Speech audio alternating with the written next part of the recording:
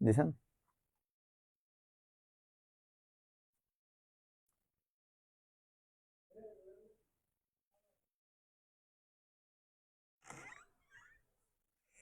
এই ভাই চলে আসছে না কেন?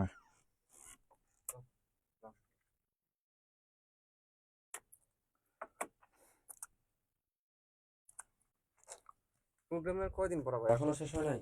কে বলে এটা দিয়ে 4 নাম্বার ক্লাস হবে? কি বলো? তো পড়াচ্ছে 2 ক্লাস লাগে। নিয়ে নেন 2 ক্লাস, এক ক্লাসে শেষ করে হলো। 2টা পার্ট আপনি কি ভুলে গেছেন? একে 2 নাম্বার পাঠ চলে। হ্যাঁ, আজকে 2 নাম্বার পার্টের প্রথম ক্লাস। অলরেডি লাইভে আছি, কথা বল। ও লাইভে আছে না? ও আগে বলবো না লাইভে আছে, আমি তো ভাবছি যে লাইভে এখনো শুরুই হয়নি। কি খবর তোমাদের, কি অবস্থা দেখি? কমেন্ট টমেন্ট কই?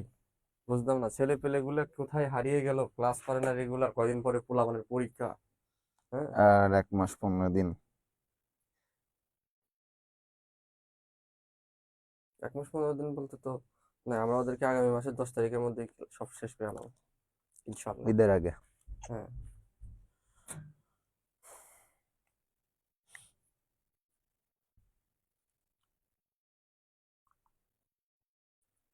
সুমাইয়া সিজুকার জামাই কি বলে, রায়হান আহমেদ শুভ, আরশি রহমান, সবাই সালাম টালাম দিচ্ছ। ওয়ালাইকুম সালাম। একমাত্র রাজকন্যা।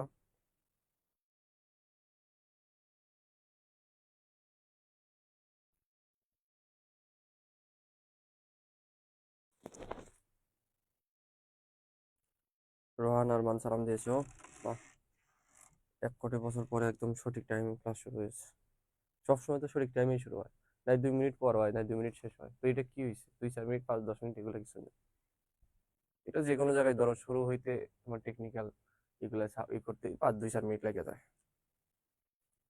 আর আমাদের টিচার যারা আছে সবাই তো আর শুধুমাত্র এই এডুকেশনেই ক্লাস নেয় না, তাই না? ধরো সবাই তো বিভিন্ন জায়গায় ক্লাস নেয়, তারপর অফলাইনে ক্লাস নেয়, অনলাইনে ক্লাস নেয়, অনলাইনে এডুকেটমি নেয়, তো অফলাইনে তোমার বিভিন্ন জায়গায় নেয়। আর তোমার পাপ্পু ভাইয়া তো মনে করো যে ঢাকার শহরে সব কোচিং এ ক্লাস নেয়। কি ভাই, উল্টা পাল্টা বলে দিল। বাসাবো এলাকায়, ঠিক আছে। সাউন্ড কম বল। ঠিক আছে, ওর সমস্যা। সাউন্ড কেন কম হবে তাহলে? সাউন্ড ঠিক আছে, ওর সমস্যা। সাউন্ড ঠিক আছে, আমাদের সাউন্ড সব ঠিক আছে। হুম। ওই যারা বলো যে সাউন্ড কম আছে, তোমাদের তাহলে ভাই সমস্যা আছে, তুমি হেডফোন লাগাই নাও। সাউন্ড তো কম থাকার কথা না, আমাদের সবকিছু সবসময় ওকেই থাকে। যদি মানে তোমাদের হঠাৎ যদি প্রবলেম হয়, যখন প্রবলেম হয় তখন তো আমরা বলেই দিই যে আমাদের সমস্যা, সেটা স্বীকার করে না। কিন্তু মানে একজন আছে যে তুমি তোমার নেটের প্রবলেমের কারণে তুমি দেখতে পাচ্ছ না, ভাই আপনাদের ওখানে সমস্যা, এটাও সমস্যা, ওইটা আপনার। আরে ভাই তোমার সমস্যা কিনা সেটা আগে চেক করবো তো। মানে আমাদের বাঙালি তো, আমরা কিভাবে কথা বলতে হয় সেটাও আমরা অনেক সময় জানি না, বুঝি না। যাই হোক, সমস্যা নাই। তো আমাদের এখানে সবকিছুই ঠিক আছে। চলো ক্লাস শুরু করে দিই। কয়জন জয়েন করছেন? যে কজন আছে সমস্যা নেই। পরে তো বুঝবে না কিছু। হুম। পরে তো বুঝবে না। ওকে, তাহলে আপনার আজকে কাজ নেন। প্রথমে রিডিং আছে, রিডিং পড়ি আগে আপনাদের। আপনি রিডিং পড়তে পারেন ভালো।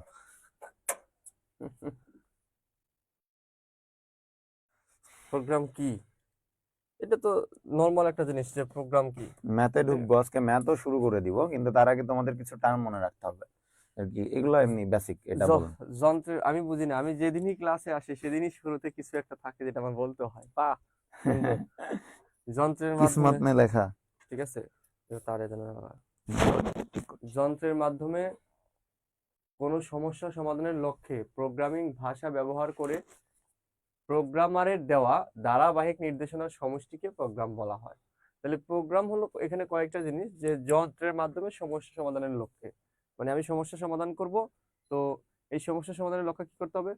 প্রোগ্রামিং ভাষা ব্যবহার করতে হবে, ঠিক আছে। এখানে যদি তুমি মানে আলাদা কোনো ভাষা ব্যবহার করো তাহলে হবে না। প্রোগ্রামিং এর জন্য আলাদা ভাষা আছে, সেটা তোমরা জানো যে প্রোগ্রামিং ভাষা কেমন। তো প্রোগ্রামিং ভাষা ব্যবহার করবা কি করে বলতো? প্রোগ্রামারের দেওয়া ধারাবাহিক নির্দেশনা সমষ্টিকে।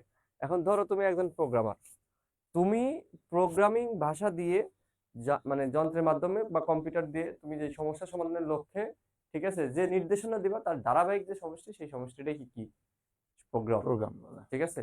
এটা খুবই সিম্পল জিনিস, এটা ক নাম্বারে আসতে পারে। তারপর আছে প্রোগ্রামিং ভাষা কি?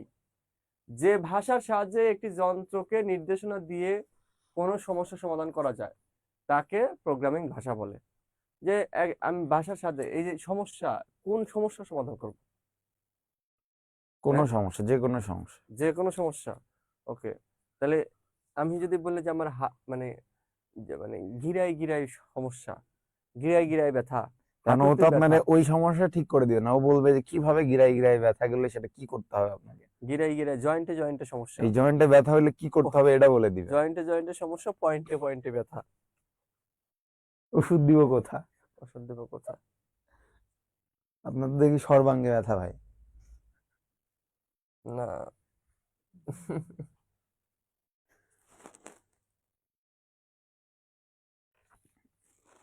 ওকে, তো আমাদের কিন্তু আইসিটি অলমোস্ট আমরা শেষ ক্লাসের দিকে চলে আসছে। আর 3-4টা লাগবে। এটার উপর 3টা ক্লাস নিব, আর হলো সেকেন্ড চ্যাপ্টারের উপর 2টা ক্লাস নিব, টোটাল আর 5টা ক্লাস নিব আমরা। 5টা ক্লাস নিলে শেষ হয়ে যাবে। 5টা বা 6টা ক্লাস লাগবে, এর বেশি লাগবে না। হ্যাঁ, তো তারপরে আমাদের আইসিটি শেষ হয়ে যাবে ইনশাল্লাহ। তারপরে আমরা প্যারানোর কিছু না, আমরা রিভিশন দিব পরবর্তীতে। যে ভাষার সাহায্যে তাহলে একটি যন্ত্রকে নির্দেশনা দিয়ে কোনো সমস্যার সমাধান করা যায় তাকে কি বলে? প্রোগ্রামিং ভাষা বলা হয়। সহজে বলা যায় প্রোগ্রাম লিখতে বা নির্দেশনাবলী সেট করতে যে সকল ভাষা ব্যবহৃত হয় তাদেরকে প্রোগ্রামিং ভাষা বলা হয়।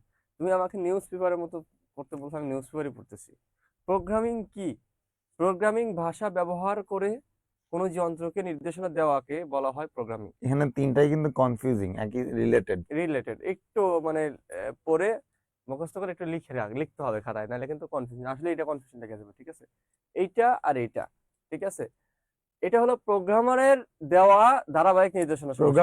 প্রোগ্রামার যা করে যেটা করবে আর কি। ওইটা হলো আর প্রোগ্রাম। যেটা ব্যবহার করে, যে ভাষা ব্যবহার করবে ওটা প্রোগ্রামিং ভাষা, আর ও যেটা করবে সেটাই প্রোগ্রামিং। আরেকটা দেন। প্রোগ্রামিং ভাষার প্রকারভেদ, বিভিন্ন প্রজন্মের প্রোগ্রামিং ভাষা। এখানে টোটাল 5টা প্রজন্ম আসে, একবারে নিয়ে নেন। ওকে, তো দেখো একটু খেয়াল করে, 1945 থেকে শুরু করে এ পর্যন্ত যত প্রোগ্রামিং ভাষা আছে আর কি, ঠিক আছে, আবিষ্কৃত হয়েছে তাদেরকে বৈশিষ্ট্য অনুযায়ী নিম্নোক্ত 5টি প্রজন্মে ভাগ করা যায়। ফার্স্ট জেনারেশন মানে প্রথম প্রজন্ম, যেটা শুরু হয়েছে 1945 থেকে 1950 পর্যন্ত, ঠিক আছে। নাম কি? Machine language. নাম কি? Machine language. ল্যাঙ্গুয়েজ না ল্যাঙ্গুয়েজ? প্রথম ল্যাঙ্গুয়েজ। ল্যাঙ্গুয়েজ। প্রথম প্রজন্মের ভাষাটা একমাত্র ভাষা যেটা 15 বছর ছিল, বাদ বাকি সবগুলা 10 বছর করে। এই এটা তাহলে 1945 থেকে 50 কেন? মানে ওটা 5 বছর, মানে বেশি দিন ছিল না আর কি, আর বাদ বাকি সব 10 বছর করে। পাপ্পু, তুমি আজকে ভুলভাল কথা বলতেছো কেন? টায়ার্ড। হ্যাঁ, এরকম করে যদি তুমি দিন দুপুরে রোদের মধ্যে বান্ধবীদের ঘুরো তাহলে তো এরকম হবেই। হ্যাঁ ভাই, সাইকেলিং করে আসলাম, সময় আছে, যে ভালো হয়ে যাও, জ্যাম। ঠিক আছে। এখনো দিনকাল মনে করো যে ভালো হওয়ার সুযোগ আছে তোমার। আপনাদের সান্নিধ্যে ইনশাল্লাহ। আমরা তো ভালোই। ওই জন্য তো বললাম আপনাদের সান্নিধ্যে। দেখো, তার মানে ফার্স্ট প্রজন্ম আমার কয় বছর? আলটিমেটলি 5 বছর। এই প্রথম প্রজন্মের ভাষাকে মেশিন ল্যাঙ্গুয়েজ বা যান্ত্রিক ভাষা বলা হয়। হ্যাঁ, দ্বিতীয় মানে এখানে যেটা আছে আপনার, এই ভাষাগুলাকে এই নামে ডাকা হয়, মানে সেকেন্ড জেনারেশন না বলে আমরা অ্যাসেম্বলি নামে চিনি বা এরকম করে চিনি আর কি। দ্বিতীয় প্রজন্ম মানে সেকেন্ড জেনারেশন, এটা শুরু হয়েছে 1950 থেকে 1960। এগুলা এমসিকিউর জন্য মনে রাখতে হবে। এটা ছিল 10 বছর, মনে রাখবা একদম সহজ। কিভাবে? এটার নাম হলো অ্যাসেম্বলি ল্যাঙ্গুয়েজ। তৃতীয় প্রজন্ম থার্ড জেনারেশন শুরু হয়েছে, এটাও কয় বছর? 10 বছর, ঠিক আছে। এটা হলো হাই লেভেল ল্যাঙ্গুয়েজ, উচ্চ স্তরের ভাষা। চতুর্থ প্রজন্ম, এটা হলো কত? 1970 থেকে 1980। এটাও কয় বছর? 10 বছর। তাহলে এটা ভেরি হাই লেভেল ল্যাঙ্গুয়েজ, অতি উচ্চ স্তরের ভাষা। আর পঞ্চম প্রজন্ম সেটা হলো এই যে 1980 থেকে শুরু হয়ে এখন পর্যন্ত আছে। তো আমাদের এটা এখনো চলমান আছে। তার মানে দেখো, তুমি খালি প্রথম শুরুটা যদি মনে রাখো তাহলে কিন্তু হবে যে ফার্স্ট জেনারেশন যেটা মেশিন ল্যাঙ্গুয়েজ 1945 সাল থেকে শুরু হয়। প্রথমটা ছিল 5 বছর, বাকি 3টা ছিল 10 বছর করে, পরে এখন তারপর এটা চলতেছে। তাহলে মানে দেখো 1945 থেকে যদি শুরু হয় তাহলে 5 বছর মানে কি 1945 থেকে 5 কত? 50। তার মানে বাকি 3 গুলা কত? 10 বছর করে। তাহলে 50 থেকে 60, 60 থেকে 70, 70 থেকে 80, এবং 80 থেকে কি বর্তমান প্রেজেন্ট, মানে বর্তমান পর্যন্ত আছে। বুঝতে পারছো? তুমি জাস্ট এইটা মনে রাখলেই হবে, এটা যে ফার্স্ট প্রজন্ম আমার 5 বছর ছিল, কয় বছর? 5 বছর ছিল, এবং এই শুরু হয়েছে কত সাল থেকে? 1945 সাল থেকে। এবং বাকিগুলো ছিল 10 বছর, এবং লাস্টে যেটা 5th জেনারেশন, তারপর থেকে শুরু হয়েছে, এখন পর্যন্ত চলমান আছে। ঠিক আছে, যেটা তোমাদের বুকের মাঝে, যেটা যেন শুরু হয় কিন্তু শেষ হয় না, মানে চলতেই থাকে, অধীর ধারায় চলতেই আছে, চলতেই আছে। ঠিক আছে, যে বলো যে সাগরের স্রোত শেষ হয়ে যাবে, আকাশে একদিন সূর্য উঠবে না, পাখির কণ্ঠে গান ফুরিয়ে যাবে, সেদিনও সেদিনও আমার কণ্ঠে তোমার গান তোমার থাকবে। প্রতি ভালোবাসা শেষ হবে না।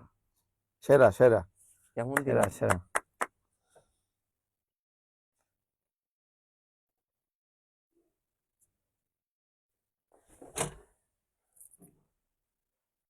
এই তোমরা তোমরা যে যেদিন ফার্স্ট দিন থেকে ক্লাস শুরু করছিলে আমাদের সাথে, তখনও যেরকম বাচ্চা ছিলে, আজ এই এতদিন যাওয়ার পরেও, হ্যাঁ, এতদিন যাওয়ার পরেও তোমরা এখনো সেই বাচ্চাই রয়ে গেলে। কারণ কি? কারণ একটাই, সেটা আহ, তোমরা একজনের কথা টেনে নিয়ে আর একজন বলো, একজন আর একজনকে এই যে সুই দিয়ে খোঁচাখুচি করো কমেন্ট সেকশনে। মানে তোমরা আমাদের সাথে, আমাদের ক্লাস করেও, আমাদের কথাবার্তা শুনেও যারা নিজেকে পরিবর্তন করতে পারলা না, আমার বিশ্বাস, তোমাদের প্রতি আমার দৃঢ় বিশ্বাস, তোমরা আজীবনেও নিজেকে পরিবর্তন করতে পারবে না। তাহলে কি ভাই এখানে সবাই মাসুদ? না, মাসুদ না, মানে ওটা ও ডায়লগ বাদ দাও, ওটা তো ধরো ট্রল নতুন হয়ে গেছে, মফিজ। কিন্তু এটা বাস্তবতা হলো যে দেখো, এক কমেন্টে পড়াশোনা নিয়ে কয়টা কমেন্ট আছে? উল্টা পাল্টা সব মাসুদের দল, ভালো হয়ে যাও। পড়াশোনা নিয়ে কোনো কমেন্ট সেকশন নাই, খালি মারামারি করে। আসেন এককাল ধরে তোমাকে ফেলে ফেলে দেখেন, আসো। আসেন দিয়ে দেন। হট করছে, আসো, আমাদের এটা হলো কি একদম ফার্স্ট ব্যাচ। হ্যাঁ হ্যাঁ হ্যাঁ, আসতেছে এখনই। তো কলমের কালি একদিন শেষ হয়ে যাবে, তবুও তোমার জন্য চিঠি লেখা ছাড়বো না। মাশাআল্লাহ মাশাআল্লাহ, আল্লাহ তোমাকে কবুল ও মঞ্জুর করে নি, আমিন। আমাকে আরো লেখা তৌফিক বিস্কিট দান দেন করুন। তাইলে, হ্যাঁ, বিস্কিট এডুকেটিভ একাডেমি, যে তোমরা তো লেখে কি বলবো, তোমরা তো কাজ করো না এডুকেটিভের জন্য। এডুকেটিভের ধরো 38,000 ফলোয়ার হয়ে গেছে, তো এই 50,000 ফলোয়ার হলেই এডুকেটিভ নাকি বিস্কিট খাওয়াবে। তো এই অল্প কিছুদিন লাগবে, হয়তো সপ্তাহখানেক লাগবে, 10-12 হাজার। এখন তো আমাদের প্রতিদিন 500-700 করে 1,000 করে ফলোয়ার বাড়ে। ঠিক আছে, তো মোটামুটি ধরো 10-12 দিনে হয়ে যাবে 50,000, তো হয়ে যাবে। আর ওই যে এডুকেটিভ একাডেমি গ্রুপে তোমরা তোমাদের বন্ধুদের মেনশন দিচ্ছ না কেন? জয়েন কর, গ্রুপে জয়েন করাচ্ছ কেন? আরে ভাই, এত কিপটেমি করো কেন? আমার পেজ, এই যে আইসিটিজি গুলোর পেজ, এগুলো তো তোমাদেরই সবকিছু, তোমাদেরই তো এগুলো। বড় হইলে এই যে আমরা তোমাদের, কিন্তু তোমরা কিন্তু একাডেমিক, আমাদের অনলাইনে ফার্স্ট ব্যাচ। আমরা অফলাইনে পড়াই ধরো আজ থেকে মনে করো যে মোটামুটি 10-12 বছর আগে থেকে পড়াচ্ছি, কিন্তু অনলাইনে তোমরা তো প্রথম ভালোবাসা, তোমরাই তো সব, তোমাদের জন্য সব করতে প্রথম রাজি। ভালোবাসা নাকি একদম ভোলা দেখো না, যায় না? ফাটায় পড়াইতেছি, আর কিছু বাদ রাখছি নাকি? প্রথম ভালোবাসা তো ভোলা যায় না না, ভাই। কিছুই বাদ রাখিনি, ওদের তো এই যে সিলেবাস অলমোস্ট শেষ। ঠিক আছে, পাপ্পু একটু থাকো, আমি আসতেছি, তুমি একটু থাকো, ক্লাস করো, আমি আসবো, শিওর আবার আসবো। 1 মাস পর। না, এই যে একটু পরে আসবো, একটু পরে আমি শিওর আসবো, শিওর। হ্যাঁ কারে? না ভাই, ভাই যে একটু পরে আসার কথা বললে আবার 1 মাস পরে আসে। ওকে, তো আমি একটু দেখি যে এখানে আসলে ভাই কি পড়াইলো, একটু দেখি পরে কি আছে।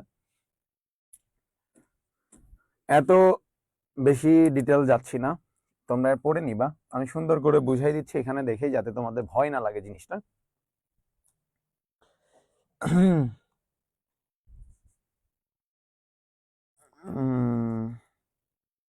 ওকে, তো এখানে যে প্রথম জেনারেশনের যে ল্যাঙ্গুয়েজটা থাকবে, যেটা বলছে দেখো কত সাল থেকে ছিল, এই জেনারেশনের ল্যাঙ্গুয়েজকে মেশিন ল্যাঙ্গুয়েজ বলা হয়। তো কথিত কথিত না, এটা আসলে যেটা হচ্ছে মেশিনের নিজস্ব ভাষা, মেশিনের নিজস্ব ভাষা। অর্থাৎ আমরা যে কম্পিউটার ব্যবহার করি, কম্পিউটারের নিজস্ব ভাষা বা যে কোনো যান্ত্রিক ভাষা, যেটা প্রথম, মানে এটারে বলা হয় যে মেশিনের নিজের ভাষা। যেমন আমাদের নিজের ভাষা কি? আমাদের নিজের ভাষা হচ্ছে বাংলা। আমরা বাংলায় কথা বলছি, আমাদের যদি বাংলাতে বুঝাও তাহলে কিন্তু আমার বুঝতে কোনো অসুবিধা হবে না। কিন্তু আমাকে যদি অন্য কোনো দেশের ভাষাতে বলো, সেটা কিন্তু আমার জন্য ডিফিকাল্ট হবে। আমাকে কোনো ট্রান্সলেটর ব্যবহার করে সেটা ট্রান্সলেট করে দেন দেখতে হবে আসলে ও কি বলছে, ঠিক আছে, যে ভাষা ট্রান্সলেট করতে হবে। কিন্তু আমি যদি আমার বাংলাতে বলে তাহলে কিন্তু আমাকে ট্রান্সলেট করার কোনো প্রয়োজন নাই। তো এখানে দেখো প্রথম প্রজন্মে যে মেশিন ল্যাঙ্গুয়েজ বলছে, এটা মেশিনের নিজের ভাষা, ঠিক আছে, এই জন্য এটাকে যান্ত্রিক ভাষা বা মেশিন ল্যাঙ্গুয়েজ বলা হয়। ঠিক আছে, এটা মনে রাখবে, এটা এটা হচ্ছে বাইনারির কথা বলা হয়, বাইনারি ভাষা বলা হতে পারে। এটা হচ্ছে কম্পিউটার শুধুমাত্র 0 এবং 1 দিয়ে কাজ করে, 0 এবং 1 দিয়ে কাজ করে।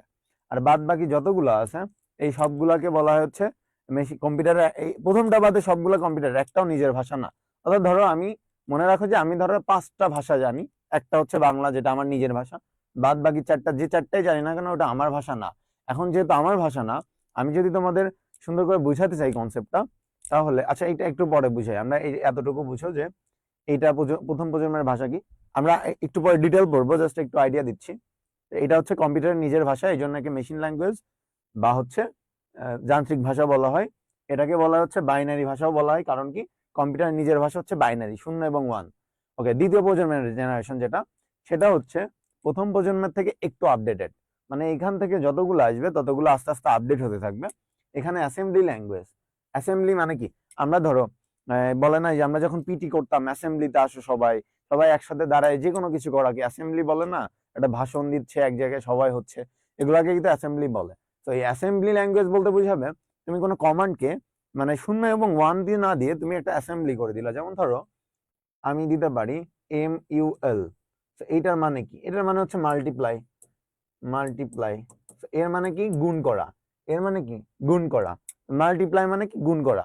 তো আমরা ওই মাল্টিপ্লাই না লিখে MUL লিখবো, অর্থাৎ আমরা একটা হচ্ছে তোমার একটা সংকেত বা সিম্বল ব্যবহার করবো। এই জন্য এই ভাষাকে আবার সিম্বলিক ল্যাঙ্গুয়েজ, কি ল্যাঙ্গুয়েজ, সিম্বলিক ল্যাঙ্গুয়েজও বলা হয়। কি ল্যাঙ্গুয়েজ, কেমনটা লাগে, সিম্বলিক, সিম্বলিক যেটারে বাংলায় বলা হয় সাংকেতিক ভাষা, সাংকেতিক ভাষাও বলা হয়ে থাকে। কি ভাষা, সাংকেতিক ভাষা বলা হয়ে থাকে। তার মানে এটাতে কোনো একটা সংকেত দিবে, অর্থাৎ পুরা কথা না না বলে, ধরো আমরা অনেক সময় আমার আমার একটা বন্ধু আছো ধরো, তার সামনে একজনের সামনে কথা বলছি, ওখানে পুরা কথাটা বললে আমি চাচ্ছি না আর একজন জানুক, তখন কিন্তু আমরা একটা সংকেত ব্যবহার করি, ওই যে ওই ব্যাপারটা, বা ওই যে MUL, এই এরকম বলি না, যাতে আমার বন্ধু বুঝে নেয়। সেম জিনিসটা কিন্তু এখানে, যে আমরা পুরা জিনিসটা না বলে যে মাল্টিপ্লাই করো, গুণ করতে বলবো, কিন্তু সেটা হচ্ছে কি লিখবো, শুধু MUL। ধরো ডিভিশন লিখতে বলছি, এই যে ডিভিশন না লিখে DIV লিখবো, তার ফলে ও বুঝে নিবে যে আমার হচ্ছে আসলে ভাগ করতে হবে, কিন্তু পুরাটা দিবে না। এই জন্য এই ভাষাকে সাংকেতিক ভাষা বলা হয়। ওকে, তৃতীয় প্রজন্মের ভাষা হচ্ছে এই ভাষা থেকে একটু ভালো, আমরা একটু পরে আমরা আলোচনা করবো ডিটেল। চতুর্থ প্রজন্মের ভাষাটা আরো, যেটা হচ্ছে ধরো ভেরি হাই লেভেল। কেন, আচ্ছা এই তৃতীয় প্রজন্মের মনে রাখবা, আমরা যে ভাষাটা শিখবো, আমরা যে সি প্রোগ্রামিংটা করছি, সেটা কিন্তু তৃতীয় জেনারেশনের ভাষা। এই সি প্রোগ্রামিং হচ্ছে 3rd জেনারেশন। 4th জেনারেশনে যেটা বলছে দেখো, ভেরি হাই লেভেল ল্যাঙ্গুয়েজ, এটা ক্লোজ টু আওয়ার হচ্ছে ল্যাঙ্গুয়েজ, যে আমরা যে ভাষায় কথা বলি একদম সিমিলার সেরকম হবে, যাতে আমাদের শিখতে সহজ হয়। আর পঞ্চম প্রজন্মের ভাষা, যেটা ন্যাচারাল, ন্যাচারাল কেন বলা হয় বা স্বাভাবিক ভাষা কেন বলা, আমরা যে ভাষায় কথা বলছি সেম ভাষাতে যদি আমি কম্পিউটারকে কমান্ড দিতে পারতাম এবং সে বুঝতে পারতো, সেটাই হচ্ছে তোমার ন্যাচারাল ল্যাঙ্গুয়েজ। আমরা একটু ডিটেলে যাই, ডিটেল পড়ি একটু। দেখো বলছে যে প্রথম প্রজন্মের ভাষা মেশিন ল্যাঙ্গুয়েজ ও যান্ত্রিক ভাষা কি, দেখো তো আমি যদি এটা বলি, দেখো বলছে যে ভাষায় শুধুমাত্র 0 এবং 1 ব্যবহার করা হয়। আমি একটু আগেই তোমাকে বলেছিলাম, একটু আগেই বলেছিলাম যে তোমার কম্পিউটারের নিজের ভাষা, প্রথম ভাষাকে কি বলা হয়, মেশিন ভাষা কেন বলা হয়, কারণ মেশিনের নিজের ভাষা। তো আমরা জানি কম্পিউটার বা যে কোনো মেশিন 0 এবং 1 ছাড়া বুঝে না। তার মানে বুঝবা, যে ভাষায় শুধুমাত্র 0 এবং 1 ব্যবহার করে প্রোগ্রাম লেখা হয়, তাহলে সেই ভাষাকে কি বলা হয়, যান্ত্রিক ভাষা বলা হয়। তো কম্পিউটারের নিজের ভাষায় দেখো বলছে নিজের ভাষা বা মৌলিক ভাষা হচ্ছে মেশিন ভাষা। এই ভাষায় শুধুমাত্র 0 এবং 1 ব্যবহার করা বলে ভাষায় দেওয়া কোনো নির্দেশ কম্পিউটার সরাসরি বুঝতে পারে। সরাসরি যেটা বলেছিলাম, যেহেতু আমার ভাষা বাংলা, আমাকে বললে আমি কিন্তু সরাসরি বুঝতে পারবো, কিন্তু অন্য ভাষায় বললে সেটা কিন্তু আমাকে ট্রান্সলেট করতে হবে। যেহেতু এটা নিজের ভাষা, এই জন্য কম্পিউটারের কোনো ট্রান্সলেটর লাগে না, কম্পিউটার সরাসরি এই ভাষাটা বুঝতে পারে, ফলে এর সাহায্যে কম্পিউটারের সাথে সরাসরি যোগাযোগ করা যায়। এটি প্রথম প্রজন্মের এবং নিম্ন স্তরের ভাষা, এটা মনে রাখবে, একদম নিম্ন স্তরের ভাষা। এটা হার্ডওয়্যারের সাথে সরাসরি সম্পর্কিত এবং যন্ত্র নির্ভর বলে এই ভাষাকে নিম্ন স্তরের ভাষা বলা হয়।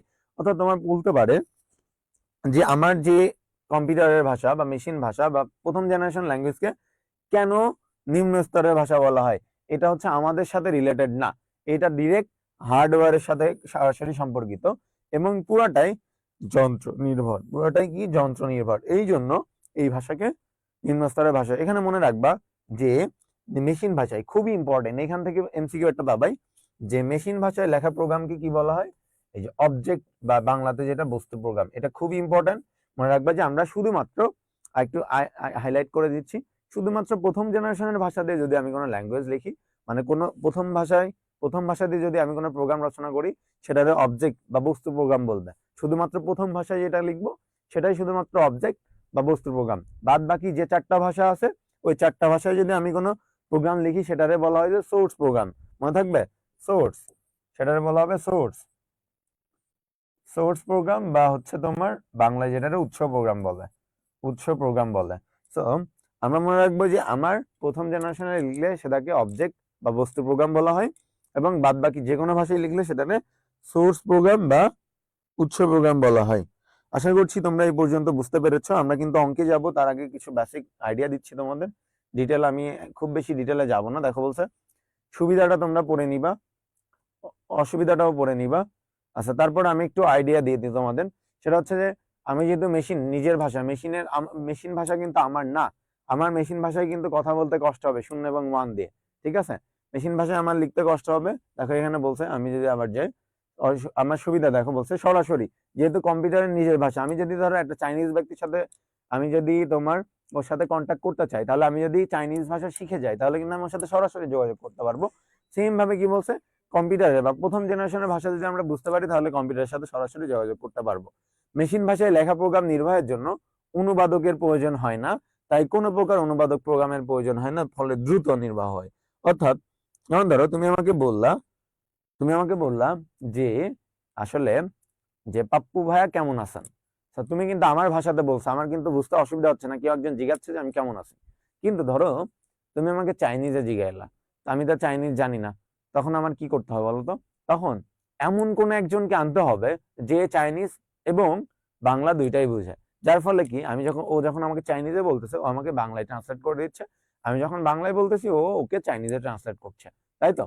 কিন্তু আমি যদি নিজে চাইনিজ জানতাম তাহলে কিন্তু দরকার হতো না, যেহেতু ও জানে ওর ভাষা, এই জন্য অনুবাদকের প্রয়োজন হয় না। যদি অন্য ভাষায় কমান্ড করতো, বা আমরা যখন ওই প্রথম ভাষা বাদে অন্য যে কোনো ভাষায় কম্পিউটারকে কমান্ড করব, কম্পিউটার কিন্তু সেটা বুঝবে না, কারণ কম্পিউটার শূন্য এবং ওয়ান ছাড়া কিছু বুঝে না। এখন কম্পিউটার অন্য এই প্রথম জেনারেশন বাদে যে 4টা জেনারেশন আছে সেটা দিয়ে যদি কমান্ড করি, তাহলে ওকে হচ্ছে ট্রান্সলেট করে দিতে হবে, অনুবাদ করে দিতে হবে। দেখো মেশিন ভাষায় লেখা প্রোগ্রাম রান করতে অল্প মেমোরি প্রয়োজন হয়। অসুবিধাতে আমরা যাই, দেখো বলছে অসুবিধায় যে শুধু শূন্য এক ব্যবহার করা হবে, মেশিন ভাষা শেখা অনেক কষ্ট এবং এই ভাষায় লেখা প্রোগ্রাম অনেক কষ্টের সাথে, যে শূন্য এবং এক এই যুগে এসে বারবার শূন্য এক শেখাটা অনেক কষ্ট, এবং সেটা ব্যবহার করে প্রোগ্রাম লেখাটাও বারবার একটা জিনিস লিখতে শূন্য এবং ওয়ান লেখা খুবই বিরক্তিকর। তারপরে দেখো বলছে যে তোমার আমার এই ভাষায় লেখা প্রোগ্রাম সাধারণত মানুষের জন্য বোঝা কঠিন, যেহেতু মানুষের নিজের ভাষা না, শূন্য এবং ওয়ান বোঝা কিন্তু অনেক কঠিন। এই ভাষায় প্রোগ্রাম লিখতে প্রচুর সময় লাগে এবং ভুল হওয়ার সম্ভাবনা অনেক বেশি থাকে, এবং ভুল যদি হয়ও সেটা শনাক্ত করা এবং তার থেকে ভুল ত্রুটি সংশোধন করাটাও কষ্টসাধ্য। তার মানে এই ভাষায় প্রোগ্রাম অনেক সময় লাগবে তোমার লিখতে ফার্স্ট অফ অল, এবং সেটাতে ভুল হওয়ার চান্সেস অনেক বেশি। শুধু তাই না, তুমি যে ভুল হইলো, কোথায় ভুল হয়েছে এটা বের করা কষ্ট, এবং সেটা বের করতে পারলেও সেটা ঠিক করাও কষ্ট, কারণ পুরা জায়গায় শূন্য এবং ওয়ান, শূন্য এবং ওয়ান, এখন ওই কোথায় যে ভুল শূন্য এবং ওয়ানের মধ্যে বের করাটা টাফ। তারপর দেখো বলছে এই ভাষায় সবচেয়ে বড় অসুবিধা হচ্ছে, এইটা মার্ক করবা, খুবই ইম্পর্টেন্ট, এটা একটু মার্ক করে রাখবা 5 নাম্বারটা। এই ভাষায় লেখা প্রোগ্রাম রচনার ক্ষেত্রে, সরি 5 নাম্বার না, 4 নাম্বারটা, মাথাটা ঠিক নাই। এই ভাষায় সবচেয়ে বড় অসুবিধা, এক ধরনের প্রোগ্রামের জন্য লেখা, কম্পিউটারের জন্য লেখা প্রোগ্রাম অন্য ধরনের কম্পিউটারে ব্যবহার করা যায় না, অর্থাৎ যন্ত্র নির্ভর ভাষা। তার মানে বলছে ধরো তুমি তোমার কম্পিউটারে একটা কিছু লিখলা, ওই জিনিসটা আরেকজনের কম্পিউটারে সাপোর্ট করবে না। ঠিক আছে, অনেক বড় অসুবিধা, কারণ আমি ধরো বানাই তোমাকে সেন্ড করলাম, তুমি কিন্তু দেখতে পারবে না, কারণ তোমারটাই লেখার জন্য আবার আলাদা করে করতে হবে। তার মানে আমি এক কম্পিউটারে লিখলে সেটা অন্য কম্পিউটারে আর কাজ করবে না। ওকে, এই ভাষায় লেখা প্রোগ্রাম রচনার ক্ষেত্রে প্রোগ্রামারকে কম্পিউটারের অভ্যন্তরীণ সংগঠন ভালোভাবে জানতে হয়। অর্থাৎ দেখো, কম্পিউটারের ভাষা যখন আমি জানবো, এই কম্পিউটার রিলেটেড সম্পূর্ণ জিনিস কিন্তু আমাকে জানতে হবে, যে কিভাবে কাজ করে, কম্পিউটারে কোথায় সিপিইউ প্রসেসর, সেটা কেমনে কাউন্ট করছে, সব জিনিস জানতে হবে। যেমন আমরা অন্য যে কোনো ধরো জার্মানিজ ভাষা শিখবো, জার্মান ভাষা শিখতে গেলে কিন্তু আমাকে ওই ভাষার অ্যালফাবেট থেকে শুরু করে সবকিছু জানতে হবে। তো এখন দেখো, সকল মেমোরি অ্যাড্রেস মনে রাখতে হয়, সকল অপারেশন কোড মনে রাখতে হয়।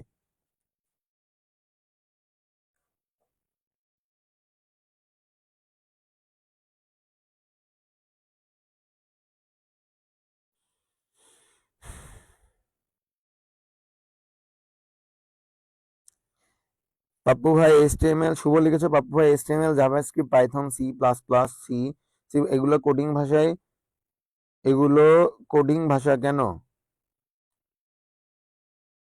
একটা কেন না? কোডিং ভাষা তো একটা থাকবে না, কোডিং ভাষা অনেক আছে, তোমার যেটা ভাল লাগে, যে যেটা শিখে। এইখানে তুমি যা লিখেছো এর বাইরে আরো অনেক কোডিং ভাষা আছে। আরো সিনেমন লিখেছো, পাপ্পু ভাইয়া নবরত্ন তেল মাথায় ডালতে পারেন। কেন তেল নিবো কেন, কি হয়েছে চুলে? আর তুমি আমারে গিফট করতে পারো। ওকে, পরেরটা আমি যাই। পরেরটা দেখো, বলছে সেকেন্ড জেনারেশনে, যে আমরা যেটা বলেছিলাম, যে সেকেন্ড জেনারেশনে দেখো কি বলছে, বিভিন্ন সংকেত বা নোমেনিক ব্যবহার করে। এটা আমরা আর ডিটেলে যাব না, এতটুকু মনে রাখবা যে সংকেত বা ডিটেল ব্যবহার করা হয়, এবং যেহেতু এটা কম্পিউটারের ভাষা না, এই কম্পিউটারে ব্যবহার করার জন্য অনুবাদকের প্রয়োজন হয়, এতটুকু মনে রাখবা। আর বাদ বাকি তোমরা পড়ে নিবা, যেহেতু আমরা অঙ্কে চলে যাব। ঠিক আছে? যে প্রোগ্রাম অনুবাদকের প্রয়োজন হয়, যেহেতু এটা কম্পিউটারের ভাষা না, কম্পিউটার বুঝতে পারে না, কম্পিউটারকে বোঝানোর জন্য একটা অনুবাদক বা ট্রান্সলেটরের প্রয়োজন হয়, যে হচ্ছে ওই ভাষাটা কম্পিউটারকে বুঝাই দিবে। এখানে দেখো বলছে, এই যে বলে দিছে, সর্বোচ্চ 5টি লেটারের সমন্বয় হয়। কয়টি? দেখো বলছে এই সংকেতকে বলে সাংকেতিক কোড, নোমেনিক, এবং একটি, এখানে মনে রাখবা 5টা লেটারের সমন্বয়ে সর্বোচ্চ হইতে পারে, সর্বোচ্চ। এখন দেখো, যেমন ধরো বিয়োগের জন্য আমরা সাব, কিন্তু আমরা জানি সাবট্রাকশন মানে বিয়োগ, কিন্তু এসইউবি ব্যবহার করলে ও বুঝে নিবে ওটা বিয়োগ করতে বলছে। এমইউএল মাল্টিপ্লাই, ও বুঝে নিবে এমইউএল মানে মাল্টিপ্লাই বা গুণ করতে হবে। অ্যাডিশন মানে যোগ, কিন্তু অ্যাড দিলে ও বুঝে নিবে। ডিভিশন মানে ভাগ, কিন্তু ডিআইভি দিলে বুঝে নিবে। ওকে, এখন এখন আসো অ্যাসেম্বলি ভাষার সুবিধা দেখো। এই বলছে যে প্রোগ্রাম রচনা করা যান্ত্রিক ভাষা, অর্থাৎ প্রথম প্রজন্মের ভাষা থেকে এটা একটু সহজ, কিন্তু এতটাও সহজ না, এটাও কঠিন। এই ভাষায় প্রোগ্রাম রচনা করতে সময় ও শ্রম কম লাগে। কম লাগে বিষয়টা ভুল, প্রথমের তুলনায় কম লাগে। ঠিক আছে, মানে প্রথম জেনারেশনের তুলনায় কম লাগে। প্রোগ্রাম সহজে পরিবর্তন করা যায়, প্রোগ্রামের ত্রুটি বের করে তা সমাধান করা, ডিবাগিং। এখানে যা বলছে সেটা কিন্তু কম্পারেটিভলি 1 থেকে বেটার, কিন্তু আরো পরবর্তীতে যেটা হাই লেভেল ল্যাঙ্গুয়েজ, তৃতীয় প্রজন্মের ভাষা থেকে কিন্তু আবার ভালো না। এটা প্রথম প্রজন্ম থেকে সুবিধাজনক। অসুবিধা দেখো বলছে, এই ভাষার সবচেয়ে বড় অসুবিধা হচ্ছে এক ধরনের কম্পিউটারে লেখা প্রোগ্রাম অন্য কম্পিউটারে সাপোর্ট করে না। অর্থাৎ মনে রাখবা, প্রথম 2 জেনারেশন শুধুমাত্র এক প্রথম জেনারেশন এবং দ্বিতীয় জেনারেশন, যেটা যান্ত্রিক ভাষা এবং অ্যাসেম্বলি ভাষা বলা হয়, এই দুইটা ভাষায় লেখা প্রোগ্রাম এক কম্পিউটারটা একটা কম্পিউটারে সাপোর্ট করে না। বাদ বাকি যে 3টা আছে, ওই 3টারটা আবার সাপোর্ট করে। প্রথম 2টা জেনারেশনের ভাষা এক এক কম্পিউটারে লেখা প্রোগ্রাম অন্য কম্পিউটারে সাপোর্ট করবে না। প্রোগ্রাম রচনার সময় মেশিন সম্পর্কে ধারণা থাকতে হবে। এটাতেও মেশিন সম্পর্কে ধারণা, আর এটা যে ভালো, খুব ভালো ব্যাপারটা এমন না।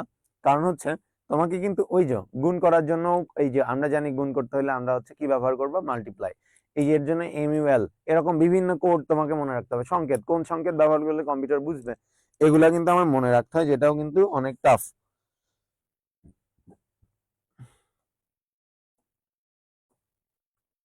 এই দেখো, এই লাস্টেরটাও বলছে যে প্রোগ্রাম নির্বাহের জন্য অনুবাদক প্রোগ্রামের প্রয়োজন হয়। আবার মেনশন করে দিচ্ছি, প্রথম প্রজন্ম বাদে বাদ বাকি যা আছে সবগুলোর জন্যই তোমার অনুবাদক প্রোগ্রাম দরকার হবে। থার্ড জেনারেশন দেখো বলছে, উচ্চ স্তরের ভাষা কি, যে যে সকল ভাষা মানুষের বোধগম্য এবং মানুষের ভাষার কাছাকাছি।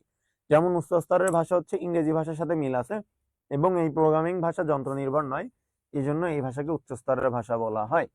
এটাকে গেলে কেন উচ্চ স্তরের ভাষা বলা হয় মনে রাখবা, এইখানে যে যেহেতু প্রোগ্রামিং ভাষা যন্ত্র নির্ভর নয়, এই জন্য এটারে বলা হচ্ছে উচ্চ স্তরের ভাষা বা হাই লেভেল ল্যাঙ্গুয়েজ। ঠিক আছে, এখন উচ্চ স্তরের ভাষা হাই লেভেল ল্যাঙ্গুয়েজ, এটা হচ্ছে মানুষের, আমরা যে ইংরেজিতে নর্মালি যেভাবে কথা বলি, কাইন্ড অফ সিমিলার, একদম মানুষের ভাষার কাছাকাছি আমরা ইংরেজিতে যেভাবে কথা বলে থাকি, অনেকটা এরকম হয়, এটারে হাই লেভেল ল্যাঙ্গুয়েজ বলা হয়। এখন বলছে দেখো, এই এই মানুষের জন্য বোঝা সহজ, কিন্তু কম্পিউটারের জন্য বোঝা কঠিন, মানে বুঝতে পারে না, কম্পিউটার সরাসরি বুঝতে পারে না, এই জন্য অনুবাদক প্রোগ্রাম লাগবে। শুধু এইটা না, মনে রাখবা যে আমার প্রথম প্রজন্ম বাদে যে চারটা আছে সবগুলার একটাও কম্পিউটার বুঝে না, সবগুলোর জন্য আমাকে অনুবাদক প্রোগ্রাম প্রয়োজন হবে। এরপরে আসো সুবিধা অসুবিধা একটু পড়ে নাও। এটা আমরা পড়ছি না, এটা খুবই সহজ, এটা এটা মনে রাখবা, আমরা এত লাগবে না আপাতত, এটা পড়ে নিবা।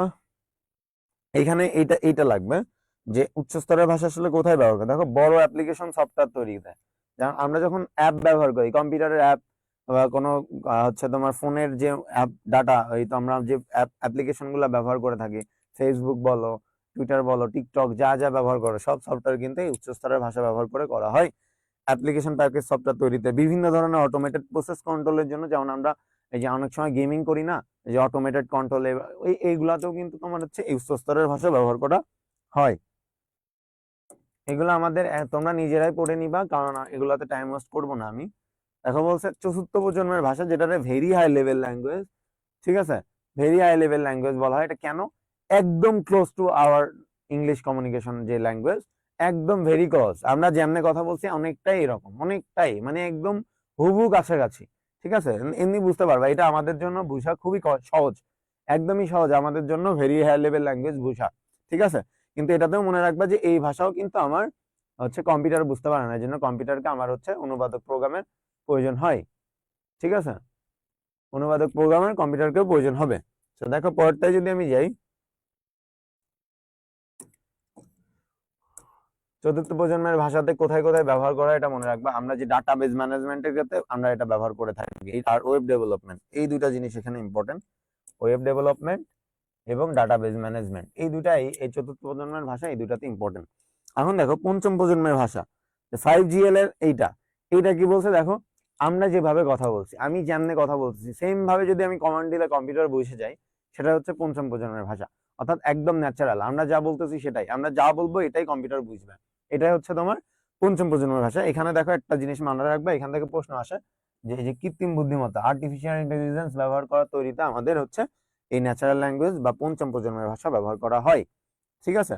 এখন আমি যদি তোমাদের একটা সামারি আপ করি, সামারি আপটা যদি একবার করি, সেটা হচ্ছে প্রথম প্রজন্মের ভাষা কম্পিউটারের জন্য সহজ, কারণ এটা কম্পিউটারের নিজের ভাষা। আস্তে আস্তে আমরা যত আমাদের দিকে আসবো, যে দ্বিতীয় তৃতীয় চতুর্থ পঞ্চম আসবো, সেটা কম্পিউটারের জন্য কঠিন হয়ে যাবে, কারণ কম্পিউটার আরো বেশি সময় লাগবে, যত দূরে আসবো কম্পিউটারের জন্য কঠিন এবং বুঝতে সময় নিবে, কারণ এটা কম্পিউটারের ভাষা থেকে দূরে যাচ্ছে আস্তে আস্তে আমরা, ঠিক আছে। কিন্তু কম্পিউটারের ভাষা আবার আমাদের জন্য বোঝা কঠিন, আমরা যত নিচে উপরের দিকে আসবো 1 2 3 4 করে, তত আমাদের জন্য সহজ। অর্থাৎ আমাদের জন্য যেটা বোঝা সহজ সেটা হচ্ছে কম্পিউটারের জন্য কঠিন, এবং কম্পিউটারের জন্য যেটা সহজ সেটা আমাদের জন্য কঠিন, ঠিক আছে। এই জন্য আমরা যে ভাষাটা শিখবো সি প্রোগ্রামিং, এই সি প্রোগ্রামিং কিন্তু থার্ড জেনারেশন ল্যাঙ্গুয়েজ। কেন এটা সি প্রোগ্রামিং এটা ব্যবহার করা হয়েছে? যাতে মেশিনের জন্য কম লাগে কষ্ট, আমাদেরও কম লাগে, মানে ওরও সেম কষ্ট হবে, আমাদের একটু হবে, ওরও ভালো আমাদেরও ভালো, মধ্যমধ্যে পৌঁছায়। আমরা জানি যে 5টা জেনারেশন ছিল, মধ্যম পর্যায়ে আমরা আসি, যে 3 নাম্বার ধাপে 1 2 3 এর মধ্যে আমি একটু দেখি, এখানে যাচ্ছি, দেখো এটা এই যে যেটা আমরা ব্যবহার করছিলাম, ওই গেল এই যে এইটা, এটাতে দেখো এই যে 5টা আছে, 5টা ধাপের মধ্যে আমার মাঝের ধাপ কোনটা? 3 নাম্বার, এই থার্ড জেনারেশন, যেটা আমার জন্য যতটুকু কষ্টকর কম্পিউটারের জন্য সেম কষ্টকর, আমার জন্য যতটুকু সহজ কম্পিউটারের জন্য সহজ। অর্থাৎ এই ভাষাটা মানে খুব বেশি কঠিনও না, আবার খুব বেশি সহজও না। এই জন্য এই জেনারেশনের ল্যাঙ্গুয়েজকে আবার আরেকটা নামে ডাকা হয়, এটা বলতে ভুলে গেছিলাম, মধ্যম স্তরের ভাষা বলা হয়, মধ্যম স্তরের ভাষা বলা হয়, স্তরের ভাষা বলা হয়। এই যে আমরা এই যে থার্ড জেনারেশনের যে ল্যাঙ্গুয়েজটা, সেটাতে কিন্তু আমরা সি প্রোগ্রামিং, আমরা যে সি প্রোগ্রামিং করব, সেটা কিন্তু এই যে থার্ড জেনারেশন ল্যাঙ্গুয়েজ, যেটা আমাদের জন্য শেখাটা খুব বেশি কষ্ট নয়, আবার একদম সহজও না। এখানে যখন শিখবা তখন তোমরা মনে রাখবা আমরা কিন্তু একটা নতুন হচ্ছে ভাষা শিখতেছি। আমরা যদি চাইনিজও শিখতাম, সেটার জন্য আমাদের কাছে কিন্তু প্রথম প্রথম কষ্টকর মনে হইতো। সেম ভাবে এরকম কম্পিউটারেরও কিন্তু আরেকটা ভাষা আমরা শিখতেছি, এটা আমাদের কাছে প্রথমে কঠিন মনে হতে পারে, কিন্তু আহামরি কঠিন কিছু না। আশা করছি তোমরা পারবা। এই পর্যন্ত তোমরা বুঝতে পেরেছো কিনা একটু কমেন্ট বক্সে একটু জানাবা আমাকে।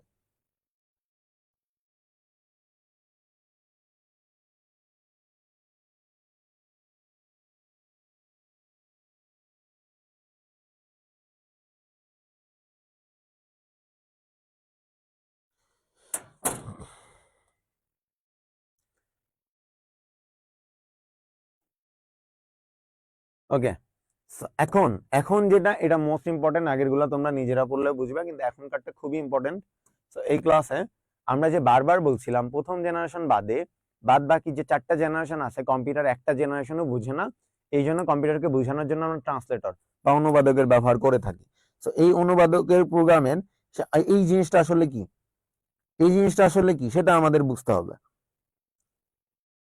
আরো সে লিখেছে আলহামদুলিল্লাহ বুঝে গেছি, জয়নাব সুলতানা জি ভাই বুঝছি, রেদওয়ান, মুজাহিদুল, আব্দুর রহমান, টুপা, সুজুকার জামাই, ঋতু, রাজকন্যা সবাই বুঝেছো? রাজকন্যা কি লিখেছো? জি ভাই ক্লিয়ার, ভালোভাবে বুঝতে পারছি।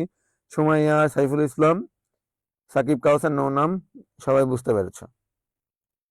রাকিবুল লিখেছে ভাই আজকে অনেক দ্রুত পড়াচ্ছেন।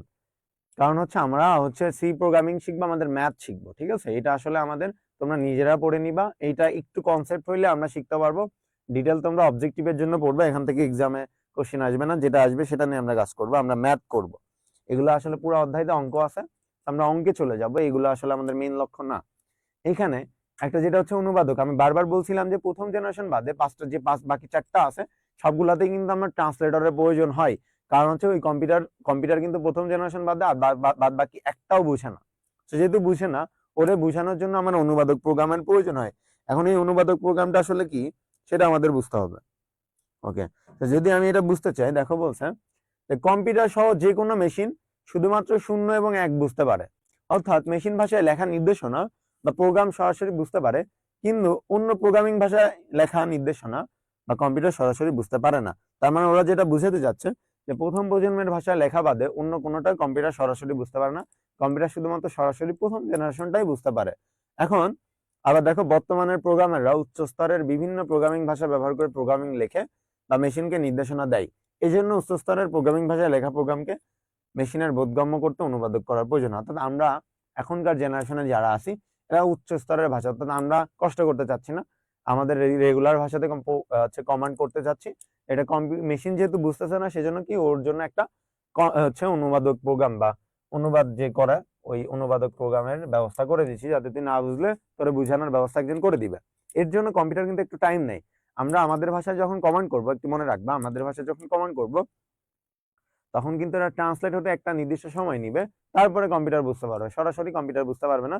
শুধুমাত্র প্রথম প্রজন্মের ভাষায় যখন আমি কমান্ড করবো, কম্পিউটার দ্রুত মানে একদম সরাসরি বুঝে যাবে।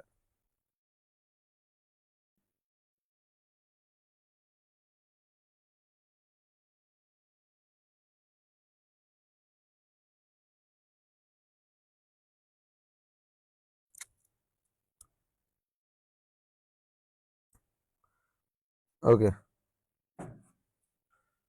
তো দেখো বলছে যে প্রোগ্রাম বা সফটওয়্যার অনুবাদকের কাজ করে থাকে তাকে অনুবাদক প্রোগ্রাম বলা হয় বা অনুবাদক সফটওয়্যার বলা হয়। আর ডিটেল লাগবে না, এতটুকু লাগলে মনে রাখবা যে আমার যেই প্রোগ্রাম যে যে এই যে অন্য জেনারেশনের ভাষাকে প্রথম প্রজন্মের ভাষায় ট্রান্সলেট করে দিচ্ছে, যেটা সাহায্যে সেটাই হচ্ছে তোমার অনুবাদক প্রোগ্রাম বা অনুবাদক সফটওয়্যার। যে এই যে প্রোগ্রাম বা সফটওয়্যার এই অনুবাদকের কাজটি করে থাকে তাকে অনুবাদক প্রোগ্রাম বলে। আরেকটা জিনিস মনে রাখবা, মেশিন ভাষায় লেখা প্রোগ্রামকে বলা হয় বস্তু প্রোগ্রাম এবং অন্য যে কোনো ভাষায় লেখা প্রোগ্রামকে বলা হয় উৎস প্রোগ্রাম। এই এতটুকু দাগানো অংশটুকু মনে রাখবা, তাহলে ইম্পর্টেন্ট। এটুকু পড়লে এটা পড়লে তোমার আর এক্সট্রা পড়া লাগবে না, এতটুকু হচ্ছে ইম্পর্টেন্ট, এটা এখান থেকে প্রশ্ন আসবে। তাহলে অনুবাদক এইটা যদি বুঝে থাকো যে প্রথম প্রজন্মের ভাষায় লিখলে সেটাকে বস্তু প্রোগ্রাম বলা হয়, বাদ বাকি যেটা সেটা হচ্ছে সোর্স প্রোগ্রাম বলা হয়। তাহলে আমরা বলতে পারি যে প্রোগ্রাম উৎস প্রোগ্রাম বা সোর্স প্রোগ্রামকে বস্তু প্রোগ্রামে রূপান্তর করে তাকে অনুবাদক প্রোগ্রাম বলে।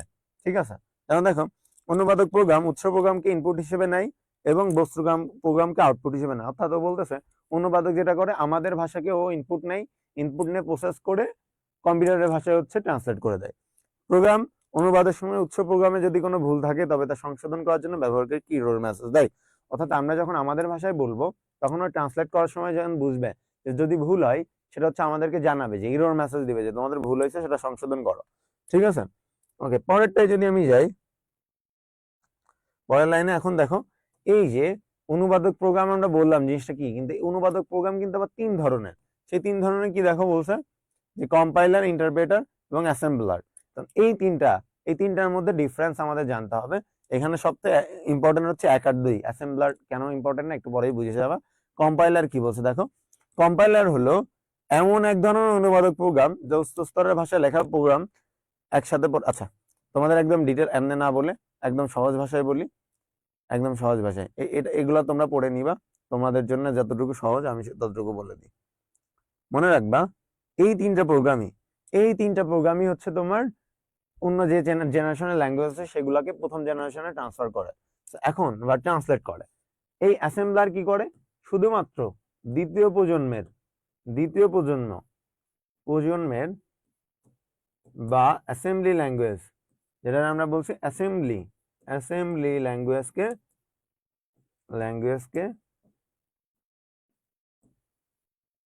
ট্রান্সলেট করে।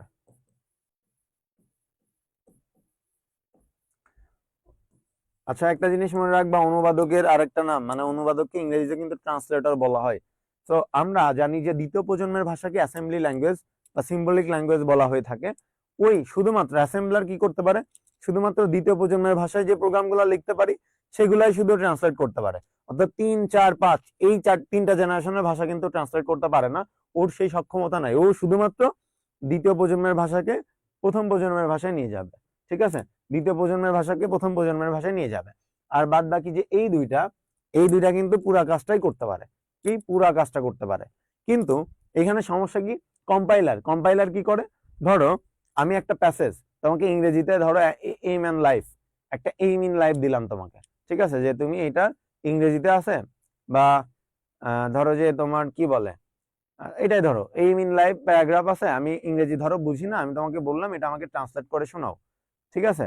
তো কম্পাইলার আর ইন্টারপ্রেটার নামে দুইজন মানুষ আছে ধরো, বা তোমার দুইটা বন্ধু আছে, এই দুই বন্ধুকে তুমি বললা যে এই যে এইম ইন লাইফ, এটা আমি ইংরেজি আমি বাংলা বুঝতেছি, মানে ইংরেজিটা বুঝতেছি না, তোরা দুইটা আমারে ট্রান্সলেট করে বুঝা, ঠিক আছে। জিনিসটা কি, কম্পাইলার কি করে, কম্পাইলার যেটা করে পুরা এইম ইন লাইফ প্যারাগ্রাফটা একবারে পড়বে, পড়ার পর গড় গড় করে বলবে যে আসলে একবারে পুরা জিনিসটা কি বলছে, ঠিক আছে। অর্থাৎ পুরা ধরো 10টা লাইন আছে এইম ইন লাইফ, 10টা লাইনই একসাথে পড়বে এবং একসাথে তোমাকে ট্রান্সলেট করে শোনাবে, ঠিক আছে। আর ইন্টারপ্রেটার যেটা করবে, ইন্টারপ্রেটার হচ্ছে প্রত্যেকটা লাইন তোমাকে একটা লাইন আগে বলবে, একটা লাইনের বলবে যে ধরো একটা লাইন বললো, বলার পরে ওইটার বাংলা বলে দিবে, তুমি বুঝার পরে দেন আর একটা লাইন পড়বে, দেন হচ্ছে ওটা বুঝার পরে আবার একটা লাইন পড়বে, ঠিক আছে। এর মানে তার মানে কি হচ্ছে, কম্পাইলার যেটা করছে সেটা হচ্ছে পুরা প্যাসেজটা একবারে তোমাকে পড়ে দিচ্ছে। কম্পাইলার কি করবে, তার মানে তুমি যে কমান্ডটা করবা প্রোগ্রামিং এর, সম্পূর্ণ প্রোগ্রামটিকে একবারে পড়বে এবং একবারে ট্রান্সলেট করে দিবে তোমাকে, বা যেটা আমরা বলছি অনুবাদ করে দিবে। আর ইন্টারপ্রেটার কি করবে, তোমার পুরো প্রোগ্রামটার প্রত্যেকটা লাইন বাই লাইন ট্রান্সলেট করবে বা অনুবাদ করবে, ঠিক আছে। এখন এখানে তোমাদের কিন্তু অলরেডি অনেকের ম্যাক্সিমাম 99% মানুষের মাথায় চলে আসছে কম্পাইলার জিনিসটা ভালো। ব্যাপারটা এরকম না, ব্যাপারটা হচ্ছে যে কম্পাইলার কেন ভালো, তোমাদের মনে হচ্ছে এটা হচ্ছে একবারে করে দিচ্ছে, বারবার লাইন বাই লাইন পড়াটা বিরক্তিকর, কিন্তু অ্যাকচুয়ালি ব্যাপারটা এমন না, এক এক জায়গায় এক একটা ভালো হইতে পারে। কারণ কম্পাইলার যেটা হয় একবারে তোমার ভুল হয়, ধরো যে তুমি প্রোগ্রাম রচনা করলা, আমরা আগেই জানি যে কম্পাইলার মানে তোমার যে ট্রান্সলেটর বা অনুবাদক, সেটা কিন্তু শুধু ট্রান্সলেটই করে না, যদি ভুল হয়, মানে আমরা যদি কোনো ভুল কমান্ড করে থাকি সেটাও কিন্তু আমাদের জানাই।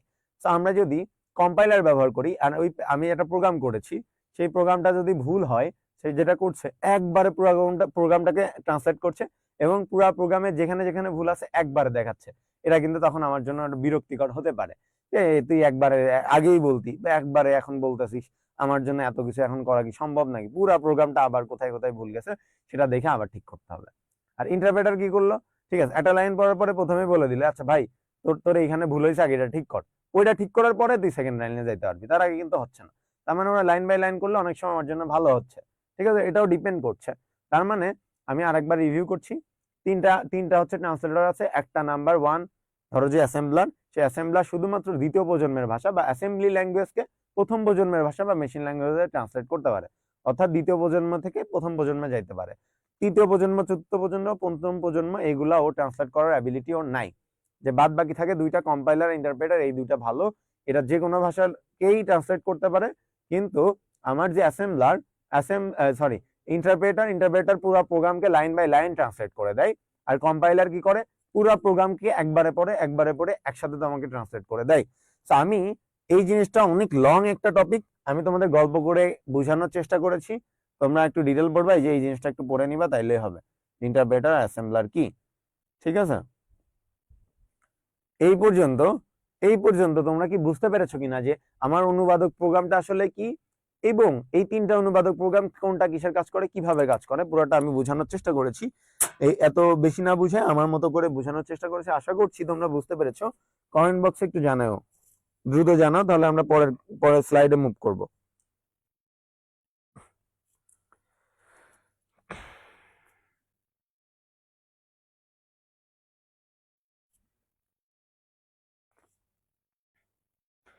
নাজমুল সাকিব কাউসার লিখেছো, জি বুঝেছি। সিজুকার জামাই লিখেছো গল্প, এই ভালো বুঝলাম, ঠিক আছে সিজুকার জামাই। আকিবুল ইসলাম পড়তে হবে ভাই, হ্যাঁ পড়তে তো হবে। সুমাইয়া একমাত্র রাজকন্যা লিখেছো, জি ভাই ক্লিয়ার। নাসরুল হাসান আলহামদুলিল্লাহ ভাইয়া বুঝতে পেরেছি এই তিনটা, ওকে। সাইফুল ইসলাম আলহামদুলিল্লাহ বুঝতে পারছি। অহনা জি ভাইয়া ক্লিয়ার। ওহিদুল ইসলাম মোটামুটি ক্লিয়ার। ইদওয়ান জি। টুপা জি বুঝছি ভাইয়া। জান্নাতুল বাকিয়া ভাইয়া বুঝছি। সাজিদ হাসান মুজাহিদুল ইসলাম বুঝেছি। ব্রুকস অলিম্পিক তুমি কি মজা করছো নাকি বুঝলাম না, এত সহজ যেটা বুঝাইলাম একটা গল্প করে, যে দুই বন্ধু একটা পুরা ই করে দিবে আর একজন লাইন বাই লাইন করবে, এটাও যদি না বুঝতে পারো আমি তোমাকে কিভাবে বুঝাইতে পারি একটু বলে দাও আমাকে। রিদওয়ান জি আরো শুধুমাত্র ব্রুকস অলিম্পিক বাদে সবাই বুঝতে পারছো। আমি তোমাকে বললাম, ঠিক আছে, যে তোমার আম্মু তোমারে কি করলো, যে এক প্লেট ভাত দুধ কলা দিয়ে মাখাই দিল, ঠিক আছে। এখন তুমি ধরো যে পুরা ভাতটা একবারে খাই ফেললা, ঠিক আছে। যদি বিষয়টা এরকম না দিয়ে আরেকভাবে বুঝাই, ধরো আমি তোমাকে কি করলাম, অনেকগুলো চকলেট কিনে আনলাম, তো তুমি কি করলে একবারে সম্পূর্ণ চকলেট খাই ফেললা, ঠিক আছে। এইটারে বলা হয় কম্পাইলার। আর যে তোমার একটা ভাইয়া বা বন্ধু থাকবে সে কি করবে, প্রতিদিন একটা করে খাবে, ঠিক আছে, লাইন একটা একটা করে খাবে, একটা শেষ হলে আরেকটা, একবারে হাবাইতা না কি বলে, এরকম করে খাবে না। এটা হচ্ছে ইন্টারপ্রেটার। তো কম্পাইলার কি করলে পুরা জিনিসটাকে একবারে ট্রান্সলেট করে, আর ইন্টারপ্রেটার একটা লাইন বাই লাইন করে। এখন তোমাদের কাছে এখন একটা জিনিস বলবো। ব্রোক অলিম্পিক লিখেছে ভাইয়া মজা করছে, বুঝছে এটা তোমার কি আসলে মজা করার জায়গা? এটা তোমরা আসলে কেন মজা করো আমি আসলে বুঝি না। আমি দাঁড়াইতে পারছি না, যে আমার সামনে যে ভাই আছে এই জানে আমার, আমি দাঁড়াতে পারছি না, বসে পড়তেছি বারবার, আর পুরা বডি পেইন দিচ্ছে। আমি সকালে যে আমি যে অফলাইনে পড়াই, এদের হচ্ছে 15 তারিখ থেকে পরীক্ষা, আজকে 13 তারিখ। আমার যে প্রেশারটা যাচ্ছে, আমি সকাল 9টা 40-এ উঠছি, গোসল খাওয়া দাওয়া করে 11টা থেকে পড়ানো শুরু করছি, স্টিল আমি আমার রুমে যাইতে পারি নাই। তোমার সকাল 11টা থেকে পড়াইছি টানা, পড়াই এখানে চলে আসছে, আবার এখানে এসে তোমাদের পড়ায় আমি আবার রাত 11টার দিকে বাসায় যাব, তারপরে একজনের পড়ানো লাগতে পারে আমার। তো এই যে জিনিসটা, আমি যে 12 ঘন্টার উপরে আজকে পড়াবো তোমাদের, সকাল 10টা থেকে রাত 11টা, তাহলে 13 ঘন্টা, সরি, এই 13 ঘন্টা আমি পুরাটাই বাইরে, শুধু বাইরে খাচ্ছি। একটা হোটেলে যাওয়ার খাওয়ার জন্য আমি 20টা মিনিট টাইম পাইছিলাম, 20 মিনিটও না, মানে 15 মিনিটে খাইছি এবং হচ্ছে ফ্রেশ হয়েছি একবার, এতটুকু টাইম একবার পাইছি। গোসলও না, গোসল সকালে করে বের হয়েছি, শুধু হাত মুখ ধুইছি আর হচ্ছে খাওয়ার টাইম পাইছি। তারপর এসে তোমাদের জন্য দাঁড়াই গেছে, তোমরা কি করছো বুঝতেছো, সেটা নিয়েও মজা করতেছো। সেম, কিছু বলার নাই তোমাদের। তো এখন যেটা তোমাদের কাছে আমি জানবো সেটা হচ্ছে, ধরো এখানে একটা প্রোগ্রাম দেওয়া থাকলো, সাপোজ এই যে এই প্রোগ্রামটা তোমরা ম্যাক্সিমাম, যেহেতু তোমাদের কয়দিন পরে এক্সাম, আমি জানি না তোমরা দুটা ব্যাচ মিক্স কিনা, তবে আমার যতটুকু আইডিয়া, যদি 500 জন থাকো তার মধ্যে অ্যাটলিস্ট 400 জন প্লাস হচ্ছে 24, অর্থাৎ তোমাদের 1 মাস 1.5 মাস পরে পরীক্ষা। তো তোমরা এই অধ্যায়টা করেছো কি করো নাই আমি জানি না, হয়তো করেছো, অথবা না করলেও একবার হইলেও দেখেছো। তোমার কাছে কঠিন মনে হইলেও তুমি দেখেছো একবার হইলেও, যে জিনিসটা এরকম আমি পারি না হয়তোবা। এখন তোমরা একটু কমেন্ট বক্সে আসলে জানাবা, যারা আগে করেছো অথবা করো নাই, মানে তুমি করলেও তোমার কাছে জিনিসটা কেমন লাগছে, বা যারা করো নাই তারা কেন করো নাই, তোমার কাছে কি আসলে কঠিন লেগেছে, বা জিনিসটা তোমার কাছে, যেমন আমার মনে হইতো কিছু কিছু টপিক, যেমন আমি তো স্কুল কলেজ লাইফে আমার মনে হইতো না, this is not for me, যে এই জিনিসটা আমার দিয়ে হবে না। তোমাদের কাছেও কি এরকম কোনো কিছু মনে হয়েছে কিনা, যে এটা আমার জন্য হবে না? যেমন ধরো আমি হচ্ছে জেনারেল ম্যাথ খুব বিরক্ত লাগতো আমার, জেনারেল ম্যাথ আমার খুব বিরক্ত লাগতো, আমার মনে হতো this is not for me. তো এইরকম ম্যাক্সিমাম আমি ঢাকা শহরে গত 5 বছর ধরে পড়াচ্ছি, এর মধ্যে 95% মানুষ এই চ্যাপ্টারটা স্কিপ করে, কারণ ওদের মাথায় একটা জিনিসে, this is not for me, আমার দ্বারা হবে না, I can't do it.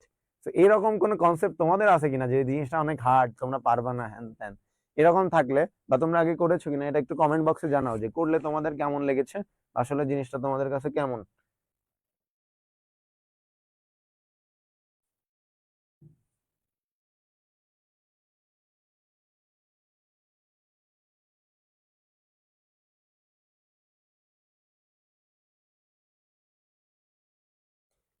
Sajid লিখেছো, ভাইয়া 25 সালের শিক্ষার্থীদের জন্য এই ক্লাসগুলো কি যথেষ্ট? অবশ্যই যথেষ্ট। আমি কি এমন কিছু আছে যেটা বাদ রেখেছি পড়ানো তোমাকে? সবই তো পড়িয়ে দিয়েছি।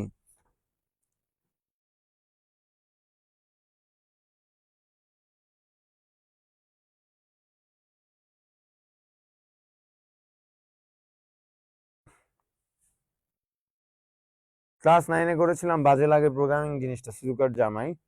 সাকিব কাউসার লিখেছে আমার লিটল কনসেপ্ট আছে। রাকিবুল ইসলাম একবারের জন্য চোখ খুলে দেখি নাই, ব্রোক সালেম কি করেছি তবে টাফ লাগে। আরো সিনেমান লিখেছে আপনি এত পরিশ্রম করেন কিভাবে ভাইয়া, সারাদিন বিছানায় শুয়ে শুয়ে থাকি, তাও কিছু করলে মনে হয় মহাভারত জয় করে ফেলেছি। এটার অ্যান্সার আসলে অনেক বড়। এই অ্যান্সারটা আসলে আমি দিতে পারবো না, কারণ আমি নিজেও হয়তোবা 1.5-2 বছর আগে এরকম ছিলাম না। নিজের লাইফ নিয়ে বাসা থেকে টাকা দিত, 3 বেলা খাইতাম ঘুমাইতাম, ঠিক আছে। ঘুমাতেই উঠতাম, মনে করো সকাল দুপুরের খাবার স্কিপ হয়ে গেছে ঘুমাইতে ঘুমাইতে। উঠছি কখন ওইটা খাবার পাই নাই, 12টা 3টা 4টায় ঘুম থেকে উঠছি। এরকম লাইফ আমারও ছিল। বড় হও বুঝতে পারবা কেন। একসময় বলবো তোমাদের একদিন সব স্টোরিজ, কিভাবে আমি এখানে আসলাম, কি করে বেড়াইতাম, এখন কেন এগুলো করছি, সব একদিন বলবো ইনশাল্লাহ। তোমাদের লাস্ট ক্লাসে বা ক্লাসের পরে একদিন গল্প করবো লাইভে। ওমর ফারুক করি নাই ভাইয়া, একমাত্র রাজকন্যা ইনশাল্লাহ ভাইয়া, আগে করছি পারবো ভাইয়া ইনশাল্লাহ। ওকে, একমাত্র রাজকন্যা। মুজাহিদুল ইসলাম লিখেছো, ওকে যারা পারো তারা একটু আজকে ক্লাসের পরে বলবা ওখানে যেমন শিখছো সেটা কেমন শিখেছিলা, এবং আজকের ক্লাসে কেমন মজা লাগলো সেটা বলবা, কারণ আজকে অনেক একটা ইন্টারেস্টিং ভাবে তোমাদের শেখাবো। মুজাহিদুল ইসলাম আজকে ফার্স্ট দেখলাম একটা, ওকে। সারোয়ার করিনি ভাইয়া। সাইফুল ইসলাম বড়দের থেকে শুনেছি এটা অনেক কঠিন, তাই কোনোদিন খুলেও দেখি নাই, ওকে। আরো সিনেমান চোখেও দেখিনি ভাই এটা, ওকে। করিনি, আগে বুঝি না কিছু, ঋতু, ওকে ঠিক আছে। পরীক্ষা আসলেও করবা না, একদম ইজি, একটু পরেই বলবা যে সবার আগে এটা করবা, একটু পরেই দেখো সবাই বলবা যে এইটাই আমি আগে করব। এই ব্যবস্থা করতেছি। তোমাদের একটা কথা দিয়েছিলাম যে তোমাদের যত কঠিন টপিক থাকবে সেটা আমি তত সহজ ভাবে বুঝাবো, সেই কথাটা আজকে রাখবো। ম্যাক্সিমাম স্টুডেন্ট বলো যে এটা অনেক কঠিন, স্টিল কমেন্ট করছো। তো আজকের পরে বলবা যে এটা সব থেকে সহজ।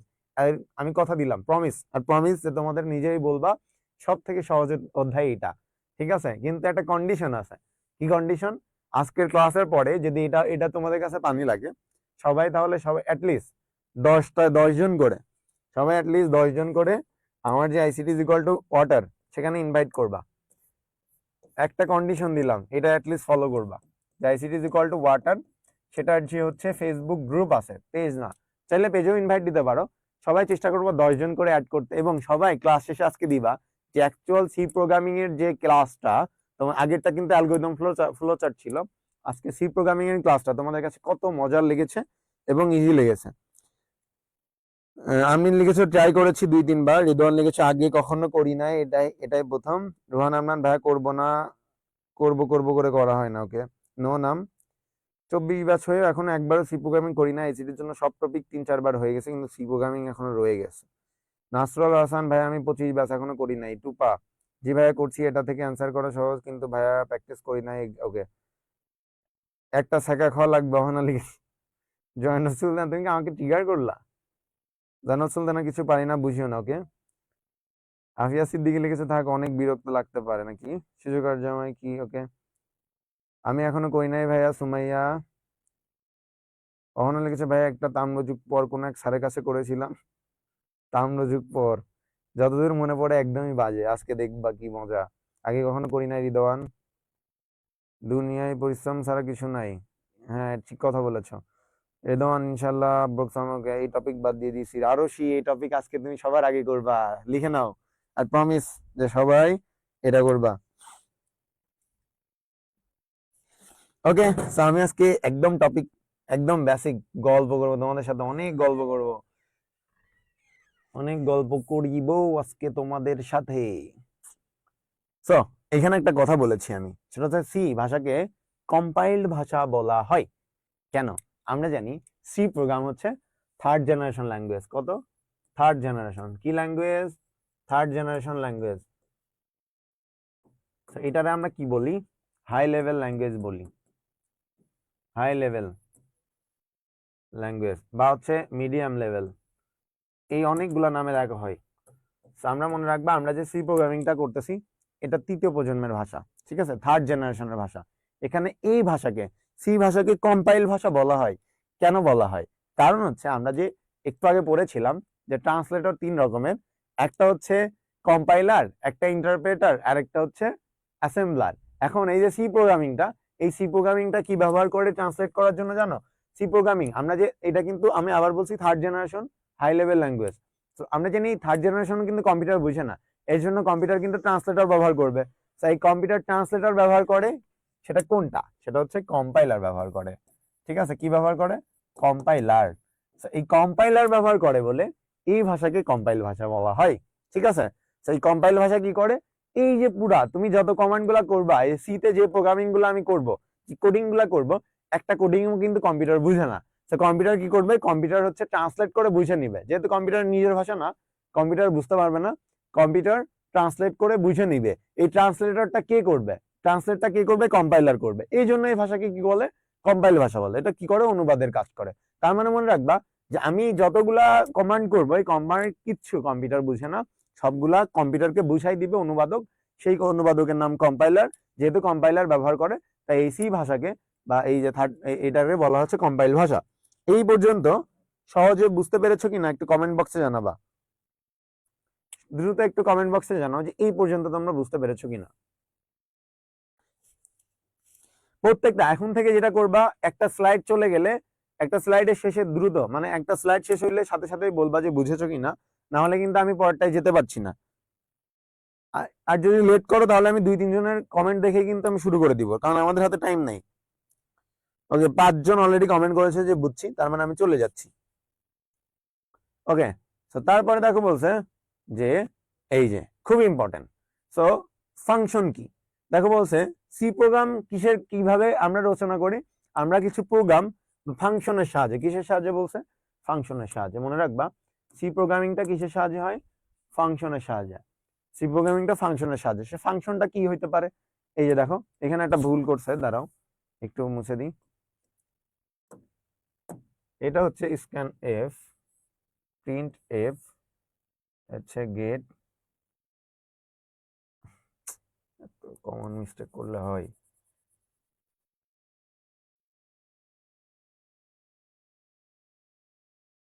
গেট সিএইচ,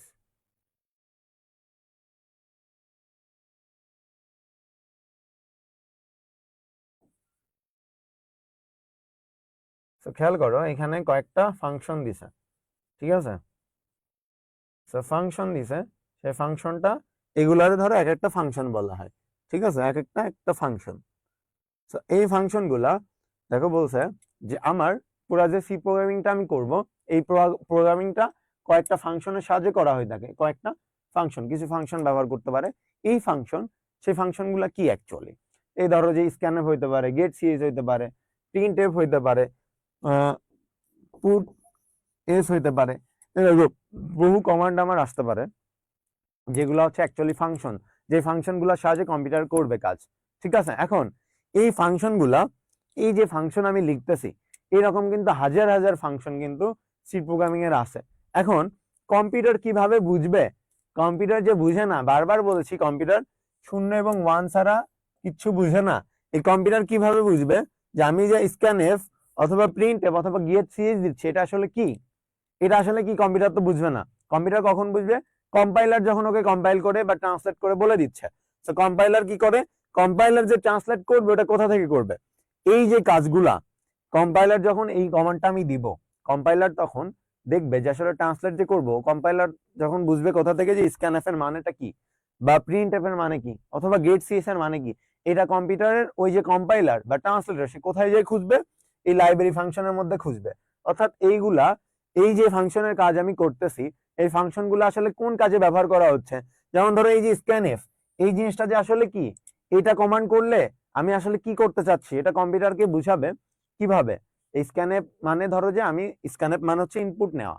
ঠিক আছে, এই জিনিসটা কম্পিউটারকে কিভাবে বুঝাবে? ওই কম্পাইলার বা ট্রান্সলেটর সে হচ্ছে লাইব্রেরি ফাংশনে যাবে, লাইব্রেরি ফাংশনে যাই দেখবে আসলে স্ক্যানএফ যেটা দেওয়া, স্ক্যানএফ এর মানে কি।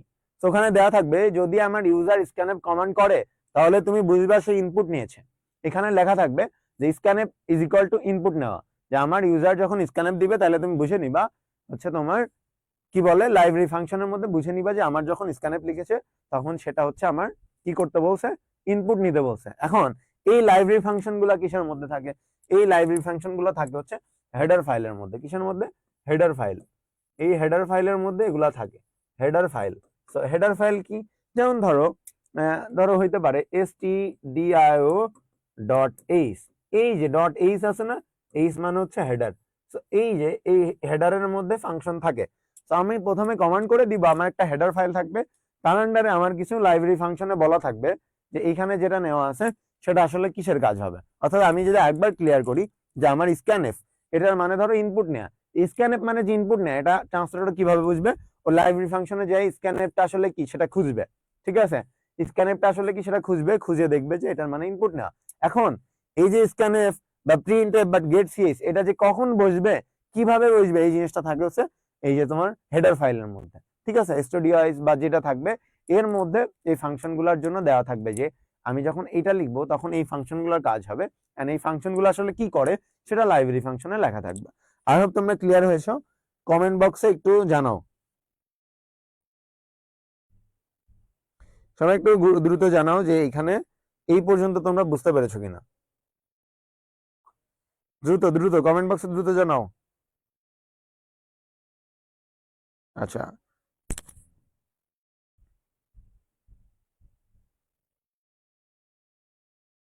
ওকে, সবাই ক্লিয়ার? তাহলে আমি পরেরটাই যাই।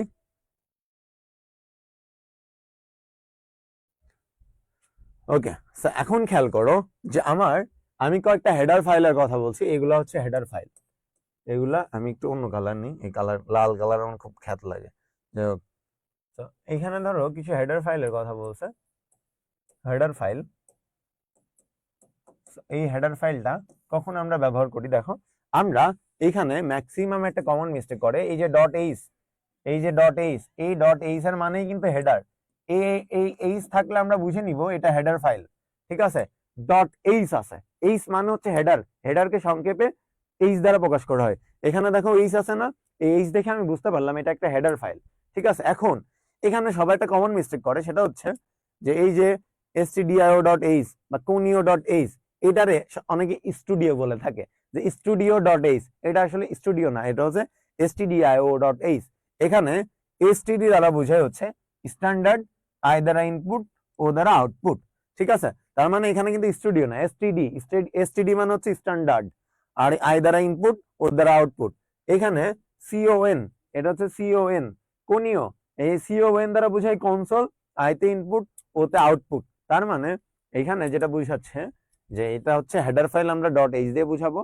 stdio মানে হচ্ছে স্ট্যান্ডার্ড ইনপুট আউটপুট, আর কোনিও মানে হচ্ছে কনসোল ইনপুট আউটপুট। এর বাইরেও কিন্তু আরেকটা হেডার ফাইল আছে, আমরা এরকম আরো হেডার ফাইল আছে, যেমন ধরো math.h।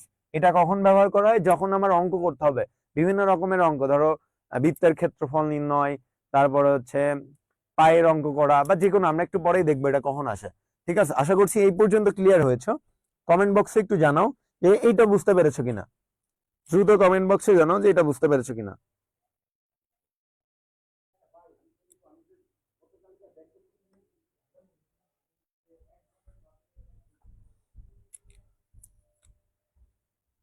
কমেন্ট বক্সে একটু জানাও। নাসরুল হাসান ক্লিয়ার, সাইফুল ইসলাম ক্লিয়ার, আরশি Rahman clear, Ahana clear, Mujahidul Islam clear. ওকে, 5 জন কমেন্ট করেছে, আমি পরেরটায় যাচ্ছি। ওহিদুল ইসলাম ক্লিয়ার। ওকে, তো পরেরটায় যাই আমরা। দেখো, এইবার ধরো এইখান থেকে খুব মনোযোগ দিয়ে দেখবা আমরা কখন এই হেডার ফাইলটা আনবো। আমার অঙ্কে কিন্তু হেডার ফাইল আমার আসতেই হবে, হেডার ফাইল থাকতে হবে। এখন আমি যে stdio.h আমি কখন দিব, এই অংশটা আমি কখন দিব? ঠিক আছে, যখন এইখান থেকে সবাই স্ক্রিনশট নেওয়া শুরু করো অথবা খাতায় তুলে নাও। দেখো বলছে stdio.h আমি কখন নিব, যে stdio.h এইটার আন্ডারে 4টা ফাংশন থাকে। কোন 4টা ফাংশন? দেখো বলছে scanf, printf, getch, get s, puts s। So এই এস দ্বারা কি বুঝায়? এস দ্বারা হচ্ছে স্ট্রিং বুঝায়। ঠিক আছে, এস দ্বারা স্ট্রিং বুঝায়, মনে রাখবা, এস দ্বারা হচ্ছে স্ট্রিং বুঝায়। স্ট্রিং কি? ধরো ধরো আমি এই যে সি এ টি, এই সবগুলা কিন্তু এক একটা হচ্ছে তোমার লেটার, তাই না? কিন্তু আমি যখন সি এ টি এক জায়গায় করলাম, এটা কিন্তু ক্যাট, ক্যাট মানে হচ্ছে কি? বিড়াল। আমরা জানি ক্যাট মানে কি? বিড়াল। তো তার মানে কয়েকটা লেটার যখন একসাথে করে আমার একটা মিনিংফুল কিছু আনে, সেটাকে স্ট্রিং বলা হয়। ঠিক আছে, তো যেমন সিএটি আলাদা কয়েকটা আলাদা আলাদা লেটার আমরা একসাথে করে একটা মিনিংফুল কিছু পাইলাম, সেটা হলে স্ট্রিং বলা হয়।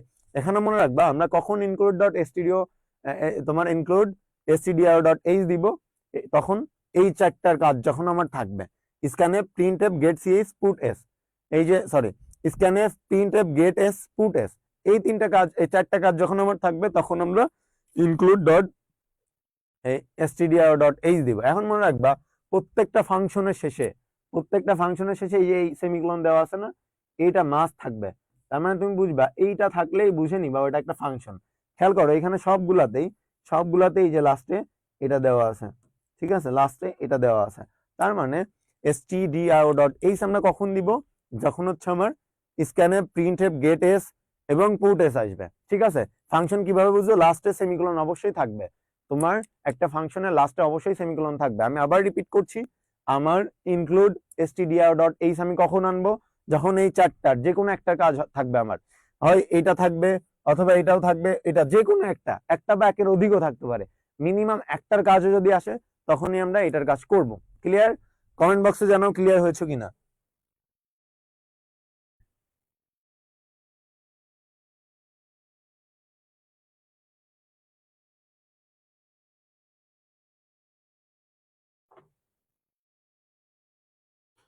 একটু কমেন্ট বক্সে জানাও এটা বুঝেছো কিনা।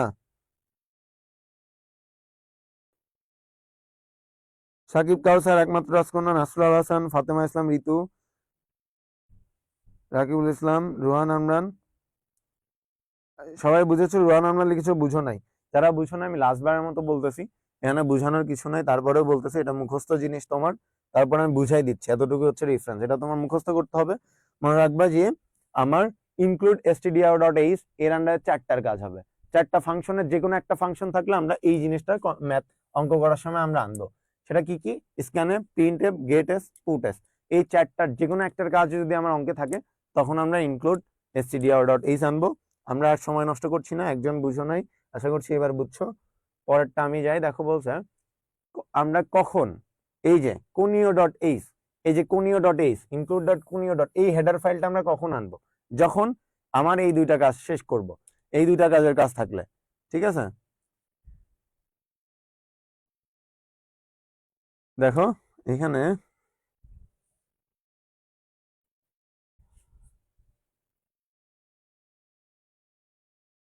এখানে আলাদা আলাদা করে সবকিছুর কাম তোমরা দেখতে চাচ্ছ, যে gate CS, clear screen, footage, এই স্ক্যানএফ, এগুলোর কাজ কি, এগুলো আমি একটু পরেই দিব, তোমরা আগে অস্থির হো না, এগুলো সবগুলোর কাজ তোমরা পাবা।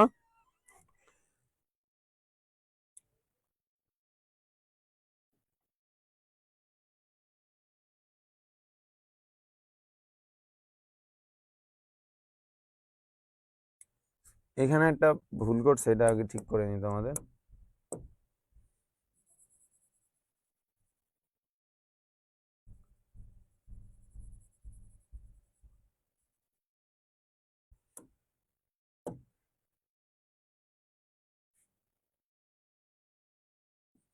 ওকে, সো গেট সিএস এবং ক্লিয়ার স্ক্রিন, এটারে বলা হয় ক্লিয়ার স্ক্রিন, এই দুটার কাজ কখন ব্যবহার করা হয়, যখন হচ্ছে আমার, যখন মনে রাখো এই দুইটা ফাংশনের যে কোনো একটার কাজ যদি আমার থাকে, তাহলে আমরা এই যে কোনিও ডট এইচ এই ফাংশনটার কাজ করব। কখন, এই দুটার যে কোনো একটার কাজ থাকলেও, মানে এই দুটা কখন ব্যবহার করে, দেখো প্রোগ্রাম শেষ করার জন্য দুইটা ফাংশন ব্যবহার করা হয়। অর্থাৎ আমরা যখন ফ্লো চার্ট করেছিলাম, লাস্টে কিন্তু আমরা যা লিখতাম না, লাস্টের স্টেপে এই যেরকম করে লিখতাম না, সে স্টপ, অর্থাৎ আমার প্রোগ্রামটা থামতে হচ্ছিল বা শেষ করতে হচ্ছিল। আমরা যখন কোনো প্রোগ্রামে আমাকে থামতে হবে বা প্রোগ্রামটা শেষ করতে হবে, তখন আমরা হচ্ছে এই দুইটা ফাংশন ব্যবহার করে থাকি। অর্থাৎ এই দুইটা ফাংশনের কাজ কি, যখন আমার প্রোগ্রামটা শেষ করতে হয়, তাহলে তোমরা কখন এই দুটার কাজ করবা, যখন হচ্ছে আমার এই ফাংশন হচ্ছে এই কোনিও ডট এইচ কখন আনবা, যখন এই দুইটা ফাংশনের যে কোনো একটার কাজ তোমার করতে বলবে। ওকে, পরেরটা আমরা দেখো বলছে ম্যাথ, এখানে আবার ভুল করছে, কি যে করে ভাই, তো নর্মাল কমন সেন্স, ম্যাথ বানান কে ভুল করে আল্লাহ জানে।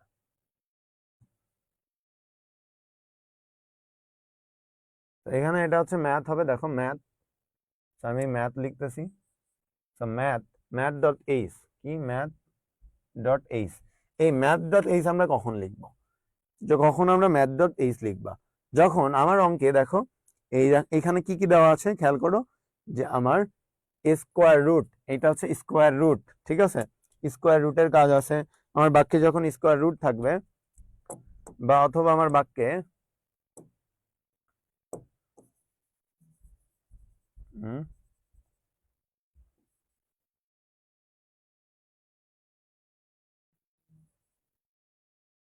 এইটা তোমাদের না হইলেও চলতেছে, আবার যেগুলো বুঝছো, এটা হচ্ছে পাওয়ার, পিও ডাব্লিউ, এটা হচ্ছে কস থিটা।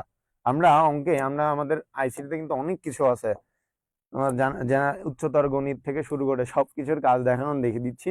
দেখো বলছে স্কোয়ার রুট কখন আসবে, আমার হচ্ছে দেখো এখানে আমার math dot H, math dot H, এই ম্যাথ ডট এইচ এর কাজ কখন হবে? যখন এই ফাংশন গুলার যে কোনো একটা ফাংশনের কথা বলা থাকবে। এটা ভুল করছে, তারপর আমি একটু দেখে দিচ্ছি, এ এল আর এস, তো এইগুলার যে কোনো একটার কাজ যখন থাকবে তখন আমরা ম্যাথ ডট এইচ আনবো। যেমন ধরো আমি যদি এখানে আমাদের একটা সমবাহু ত্রিভুজের ক্ষেত্রফল নির্ণয় সূত্র ছিল মেবি এরকম, যে root over s, s minus a, s minus b, s minus c. এই যে কাজটা করেছে, এইখানে আমার দেখো রুটের কাজ আছে না, এই রুট, তখন আমরা কিন্তু এই স্কোয়ার রুট এইখানে এভাবে লিখতে পারবো না। এখানে আমাকে কিন্তু এই রুট ওভার আমি এরকম হুবু আমার প্রোগ্রামে লিখতে পারবো না, তখন আমার স্কোয়ার রুটের কাজ করতে হবে। তখন আমরা কি করব, স্কোয়ার রুট, স্কোয়ার রুট দেন এটা লিখবো, ঠিক আছে, স্কোয়ার রুট দিয়ে তারপরে ধরো এস ইন্টু এস মাইনাস এ, এরকম ব্যবহার করব, ঠিক আছে, এরকম ব্যবহার করবো। এখন পাওয়ার, পাওয়ার এখানে বলছে পাওয়ার, পাওয়ারের কাজ কি, ধরো আমাকে বলছে এক্স স্কোয়ার, এক্স স্কোয়ার, তো আমরা কিন্তু এরকম এক্স স্কোয়ার আমরা পরীক্ষা আমাদের প্রোগ্রামিং এ লিখতে পারবো না। আমরা কি লিখবো না, হ্যাঁ হ্যাঁ, হাই রে মানুষ রঙিন ফানুষ, দম ফুরাইলে ঠুস, ঠুস হয়ে গেছে সব, শেষ হয়ে গেছিস কিভাবে? সব ঠুস। কি এত বলেছো তুমি? প্রোগ্রামিং বন্ধু। ও এই প্রোগ্রামে কোন বুঝি না বলছে।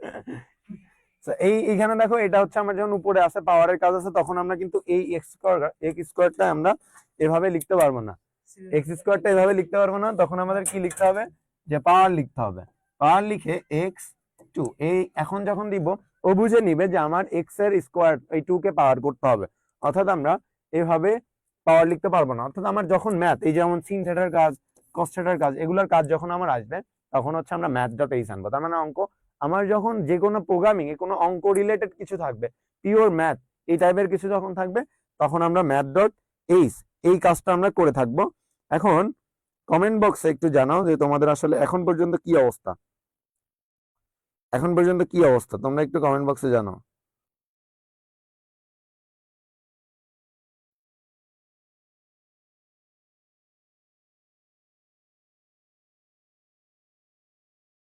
ওকে, আশা করছি এই পর্যন্ত বুঝতে পেরেছো, আমি পরটায় চলে যাচ্ছি। ক্লিয়ার? ওকে, সবাই ক্লিয়ার লিখেছো পরে? ওকে, এখন একটা ফরম্যাট তোমাকে দাঁড় করাচ্ছি। এইবার খেয়াল করো, আমি একটা ফরম্যাট দিছি, এই ফরম্যাটটা মনে রাখবা, যে কোনো অঙ্কে তোমার এই ফরম্যাটটা থাকবেই, যে কোনো অঙ্কে।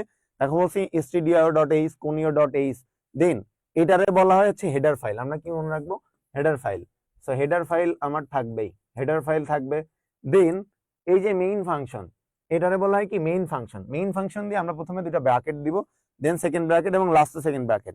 এখন এই অংশটা এখন পর্যন্ত যা দিয়েছি সেটা কিন্তু আমার প্রত্যেকটা অঙ্কেই থাকবে। কেন, আমি খেয়াল করো stdio ডট এইচ, আচ্ছা এটা বুঝার আগে তোমাকে আগে জানতে হবে এটা কেন সব জায়গায় থাকবে। আমি যদি বলি তোমাকে, তো এইটা আমার ইনপুট আউটপুট। খেয়াল করো এখানে যে আমরা কয়েকটার কথা বলেছিলাম,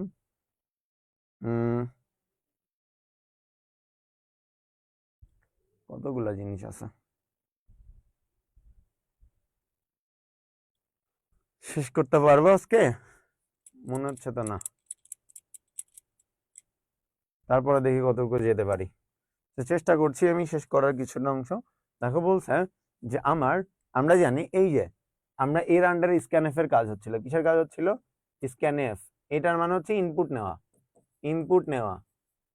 আর হচ্ছে প্রিন্ট এফ, প্রিন্ট এফ এর মানে হচ্ছে আউটপুট নেওয়া, আউটপুট। আর এবং কোনিও রে হিসেবে আমরা জানতাম যে গেট যে গেট সিএইচ নিচ্ছিলাম, এটার মানে হচ্ছে শেষ করা। সো আমার পৃথিবীতে এমন একটা প্রোগ্রাম দেখো, তুমি যতগুলো অ্যালগরিদম ফ্লোচার্ট করেছো সবগুলাতে কিন্তু তোমাকে শুরু করতে হচ্ছিল, ইনপুট নিতে হচ্ছিল এবং লাস্টে তোমাকে শেষ করতে হচ্ছিল, আউটপুট দেখাইতে হচ্ছিল। তার মানে এমন কোনো অঙ্ক তোমার থাকবে না, ম্যাক্সিমাম অঙ্কেই কিন্তু তোমাকে কি করবে, যে তোমাকে আগে ইনপুট নিতে হবে, প্রসেস করতে হবে, আউটপুট কোড দেখাইতে হবে, দেন হচ্ছে শেষ করতে হবে। তো আমার ইনপুট আউটপুট এবং শেষ করা সব অঙ্কেই থাকে। এই জন্য ইনপুট আউটপুটের জন্য আমরা এই studio.h এবং conio.h আমরা কখন আনি, গেট সিএইচ এবং আর একটা ক্লিয়ার স্ক্রিন, এই দুইটার জন্য। তো আমার গেট সিএইচ আমরা শেষ করব তখন ব্যবহার করব। তার মানে এই যে দুইটা হেডার ফাইল, এই দুইটা হেডার ফাইলের কাজ আমার সবসময় থাকবে। দেন আমরা মেইন লিখবো, মেইন লিখে দুইটা ফার্স্ট ব্র্যাকেট দিব, ঠিক আছে। এটা কি, এটা হচ্ছে আমার মেইন ফাংশন, যেখান থেকে আমার মেইন কাজ শুরু হবে। এখন এই মেইন ফাংশনের এটা হচ্ছে খুবই ইম্পর্টেন্ট, এখান থেকে আমার মেইন কাজ শুরু হবে। এখানে যে সেকেন্ড ব্র্যাকেট দিছি, সেকেন্ড ব্র্যাকেটের পরে এই যে লাস্টের যে সেকেন্ড ব্র্যাকেট, এটার আগ পর্যন্ত আমি যা লিখবো সেটা হচ্ছে আমার মেইন প্রোগ্রাম। আমি যেটা লিখবো এই অংশটুকুকে কি করবে, এই পুরো অংশটুকুকে কম্পাইলার ট্রান্সলেট করবে। কম্পাইলার, ঠিক আছে, এটা মিস্টেক করছে, এটা হচ্ছে কম্পাইলার হবে, এখানে কম্পাইলার হবে, ঠিক আছে। তাহলে আমি এই অংশের মধ্যে যেটার কাজই করি না কেন সেটা কি করবে, কম্পাইলারের কাজ হবে, সেটা কম্পাইল করা বা অনুবাদ করা। এটা কে করবে তাহলে, কম্পাইলার। কম্পাইলার এখানে যা থাকবে সবগুলা ট্রান্সলেট করবে, এখানে যা থাকবে কম্পাইলার সেটা কি করবে, ট্রান্সলেট করবে। তার মানে কি বুঝাতে যাচ্ছি, এই ফরম্যাটটা সবগুলাতে থাকবে। আমার প্রথমে হেডার ফাইল থাকবে, এই দুটো হেডার ফাইল যতগুলো অঙ্কই করো না কেন, না 100টার মধ্যে 99টা অঙ্কে এই দুটো হেডার ফাইল তোমার থাকবেই।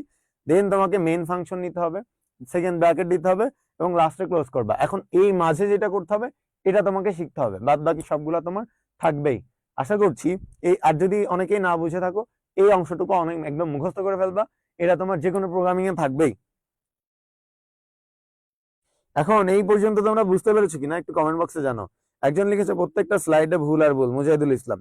ভুল তো থাকতেই পারে ভাইয়া, তোমার যে স্লাইডটা বানাচ্ছে সে যদি ঢাকা ভার্সিটিতে পড়তো সে তো আর এই কাজটা করতো না, রাইট? তোমার এতটুকু বুঝা উচিত যে ওই যে তুলতেছে সে এতগুলো বুঝে না, তাই না? সে নর্মাল একটা হচ্ছে মানুষ, যে হচ্ছে কিছু বুঝে না, জাস্ট কম্পিউটার টাইপ করতে পারে। তো তার তো এতগুলা জিনিস বুঝবে না, এটা স্বাভাবিক। তো যেটা ভুল হচ্ছে সেটা তো আমি ঠিক করে দিচ্ছি। একটু মানুষত্বের দিক থেকে চিন্তা করো, তারা মানুষ, তারা একটা নর্মাল মানুষ, তারা এডুকেশন, এখন তারা হচ্ছে এসএসসি পাস করেছে কিনা এটাও জানি না। তো তারা এত আইসিডির এতগুলা জিনিস বুঝবে না, এটা স্বাভাবিক।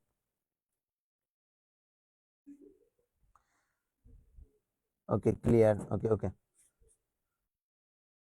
ওকে। তারপরে যদি আমি যাই, দেখো বলছে কিওয়ার্ড। সো আমার মনে রাখবা এই পর্যন্ত যে আমার পুরা কিওয়ার্ড আমার অঙ্কে আছে 32টা। আমি তোমাদের এত কষ্ট দিব না, আমি জাস্ট কয়েকটা কিওয়ার্ডের কথা বলেছি, এগুলা মনে রাখলেই হবে। দেখো আমার বলছে ইন্টেজার।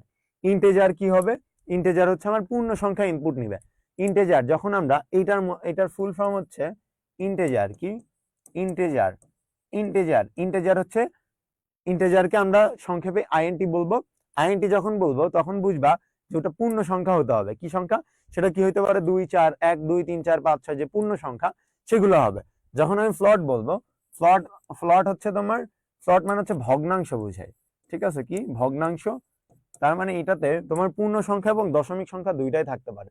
যেমন কি ধরো যে 3.15, 3.15, এখানে দেখো 3 অংশটা পূর্ণাংশ এবং 1/5 হচ্ছে ভগ্নাংশ, এখানে দুইটা অংশই আছে, এই জন্য এই অংশকে কি বলা হয়, হচ্ছে ফ্লট বলা হয়। ক্যারেক্টার কি, ক্যারেক্টার হচ্ছে লেটার। যেমন ধরো ABC, এটা এক একটা ক্যারেক্টার না? যখন আমার অঙ্কে আমাকে ইনপুট নেওয়ার ক্ষেত্রে আমরা, এই যে ধরো আমার ইনপুট যখন আমি নিব, আমার যদি 1 2 3 4 5 6 নিতে হয় তখন আমরা লিখবো আইএনটি, অর্থাৎ আমাকে ইন্টেজার সংখ্যা নিচ্ছি। আর যখন আমার ভগ্নাংশ যে 3.15 5.25 এরকম কিছু নিব তখন আমাকে ফ্লট ইউজ করতে হবে। যখন আমি লিখবো যে ইনপুট ABC বা ইনপুট XY তখন আমরা ক্যারেক্টার নিব। আর এখানে বলছে স্ট্রিং, কি বলছে, স্ট্রিং, এখানে এটা হবে স্ট্রিং। তো আমি এটা একটু ঠিক করে দিচ্ছি, স্ট্রিং। এটা স্ট্রিং কি হচ্ছে, যেমন ধরো আমি স্ট্রিং এ বলেছিলাম যে কয়েকটা লেটার একসাথে হয়ে যখন করে, কি করে, কয়েকটা লেটার একসাথে হয়ে যখন একসাথে হয়ে একটা মিনিংফুল কিছু আনে। যেমন দেখো এই যে বল, BALL, এই দুটা জিনিস কিন্তু আলাদা আলাদা দুটা জিনিস, এই আলাদা জিনিস একসাথে হয়ে মিনিং আসছে, একরকম মিনিং আসছে, ঠিক আছে।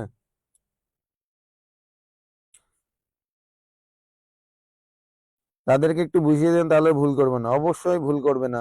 এটা বলেছি, পরের বার তো আর ভুল করবে না, এটা বলার পরে আর অনেক সময় বুঝে না, তোমাকে বলে রেখে গেছি, তুমি বুঝতে পারবে না, স্বাভাবিক। আচ্ছা, এই পর্যন্ত আশা করছি তুমি বুঝছো। এটা আসলে মেজর কিছু না, যেটা ভুল হচ্ছে আমি তো কমেন্ট ঠিক করে দিচ্ছি, তোমরা এভাবেই পাবা, তোমাদের কাছে তো আর ভুল যাচ্ছে না, তোমাদের টেনশন নেই। ওকে, পরেরটাই যদি আমি যাই। ওহো, মনে হচ্ছে আজকের মতো শেষ করতে হইতে পারে। ওকে, এখন দেখো কনস্ট্যান্ট বা ভেরিয়েবল, এখানে একটা আবার ভুল করছে, আমি একটু দেখে দিই, শেষ করে দিই। এখানে বলছে ভেরিয়েবল হবে, কি হবে, এই কালার এটা ভেরিয়েবল।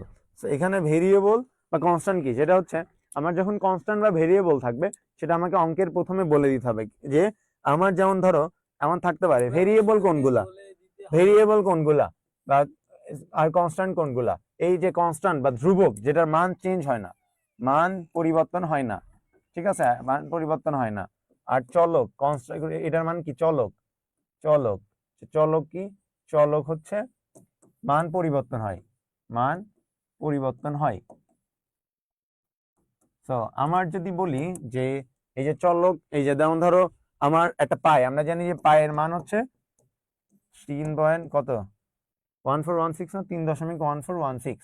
এই যে এই জিনিসটা আমার কিন্তু কোনোদিন চেঞ্জ হবে না, হবে, চেঞ্জ হবে না। তো এইরকম যদি আমার মান থাকে, সেটা আমাকে প্রথমে বলে দিতে হবে যে আমার যে পাইটা আমরা নিচ্ছি, পাই ইনপুট নিচ্ছি, সেটার মান হচ্ছে 3.1415। এই পর্যন্ত তোমরা কি কমেন্ট বুঝছো কিনা একটু কমেন্ট বক্সে জানাও। আজকে এই পর্যন্ত মনে হয় করাতে হবে, চাইলেও আমি আর পারছি না, কারণ আমার আরেকটা ক্লাস আছে 8:30টায়, তোমাদের 3.2 এর উপর আরেকটা ক্লাস আছে এখন, ওটাতে যেতে হবে। ওকে সবাই, এই পর্যন্ত যদি বুঝে থাকো, তোমরা এই পর্যন্ত তোমরা অ্যাসাইনমেন্টটা করে রেখো, আমি পরের ক্লাসে ম্যাথ ধরবো।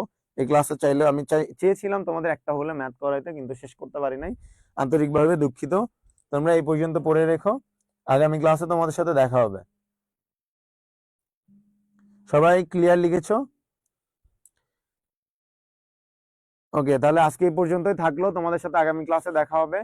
তো তত সময় ভালো থাকো, এবং নেক্সট ক্লাসে আগে আর 10 মিনিট পরেই কিন্তু তোমাদের 3.2, যাদের এমসিকিউতে সমস্যা আছে তারা অবশ্যই জয়েন করবা। আমি এমসিকিউটা আরেকবার ক্লিয়ার করার চেষ্টা করব।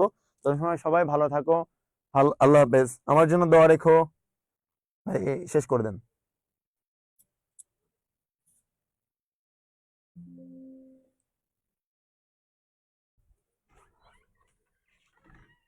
আইসিডি ওয়াটারে চলে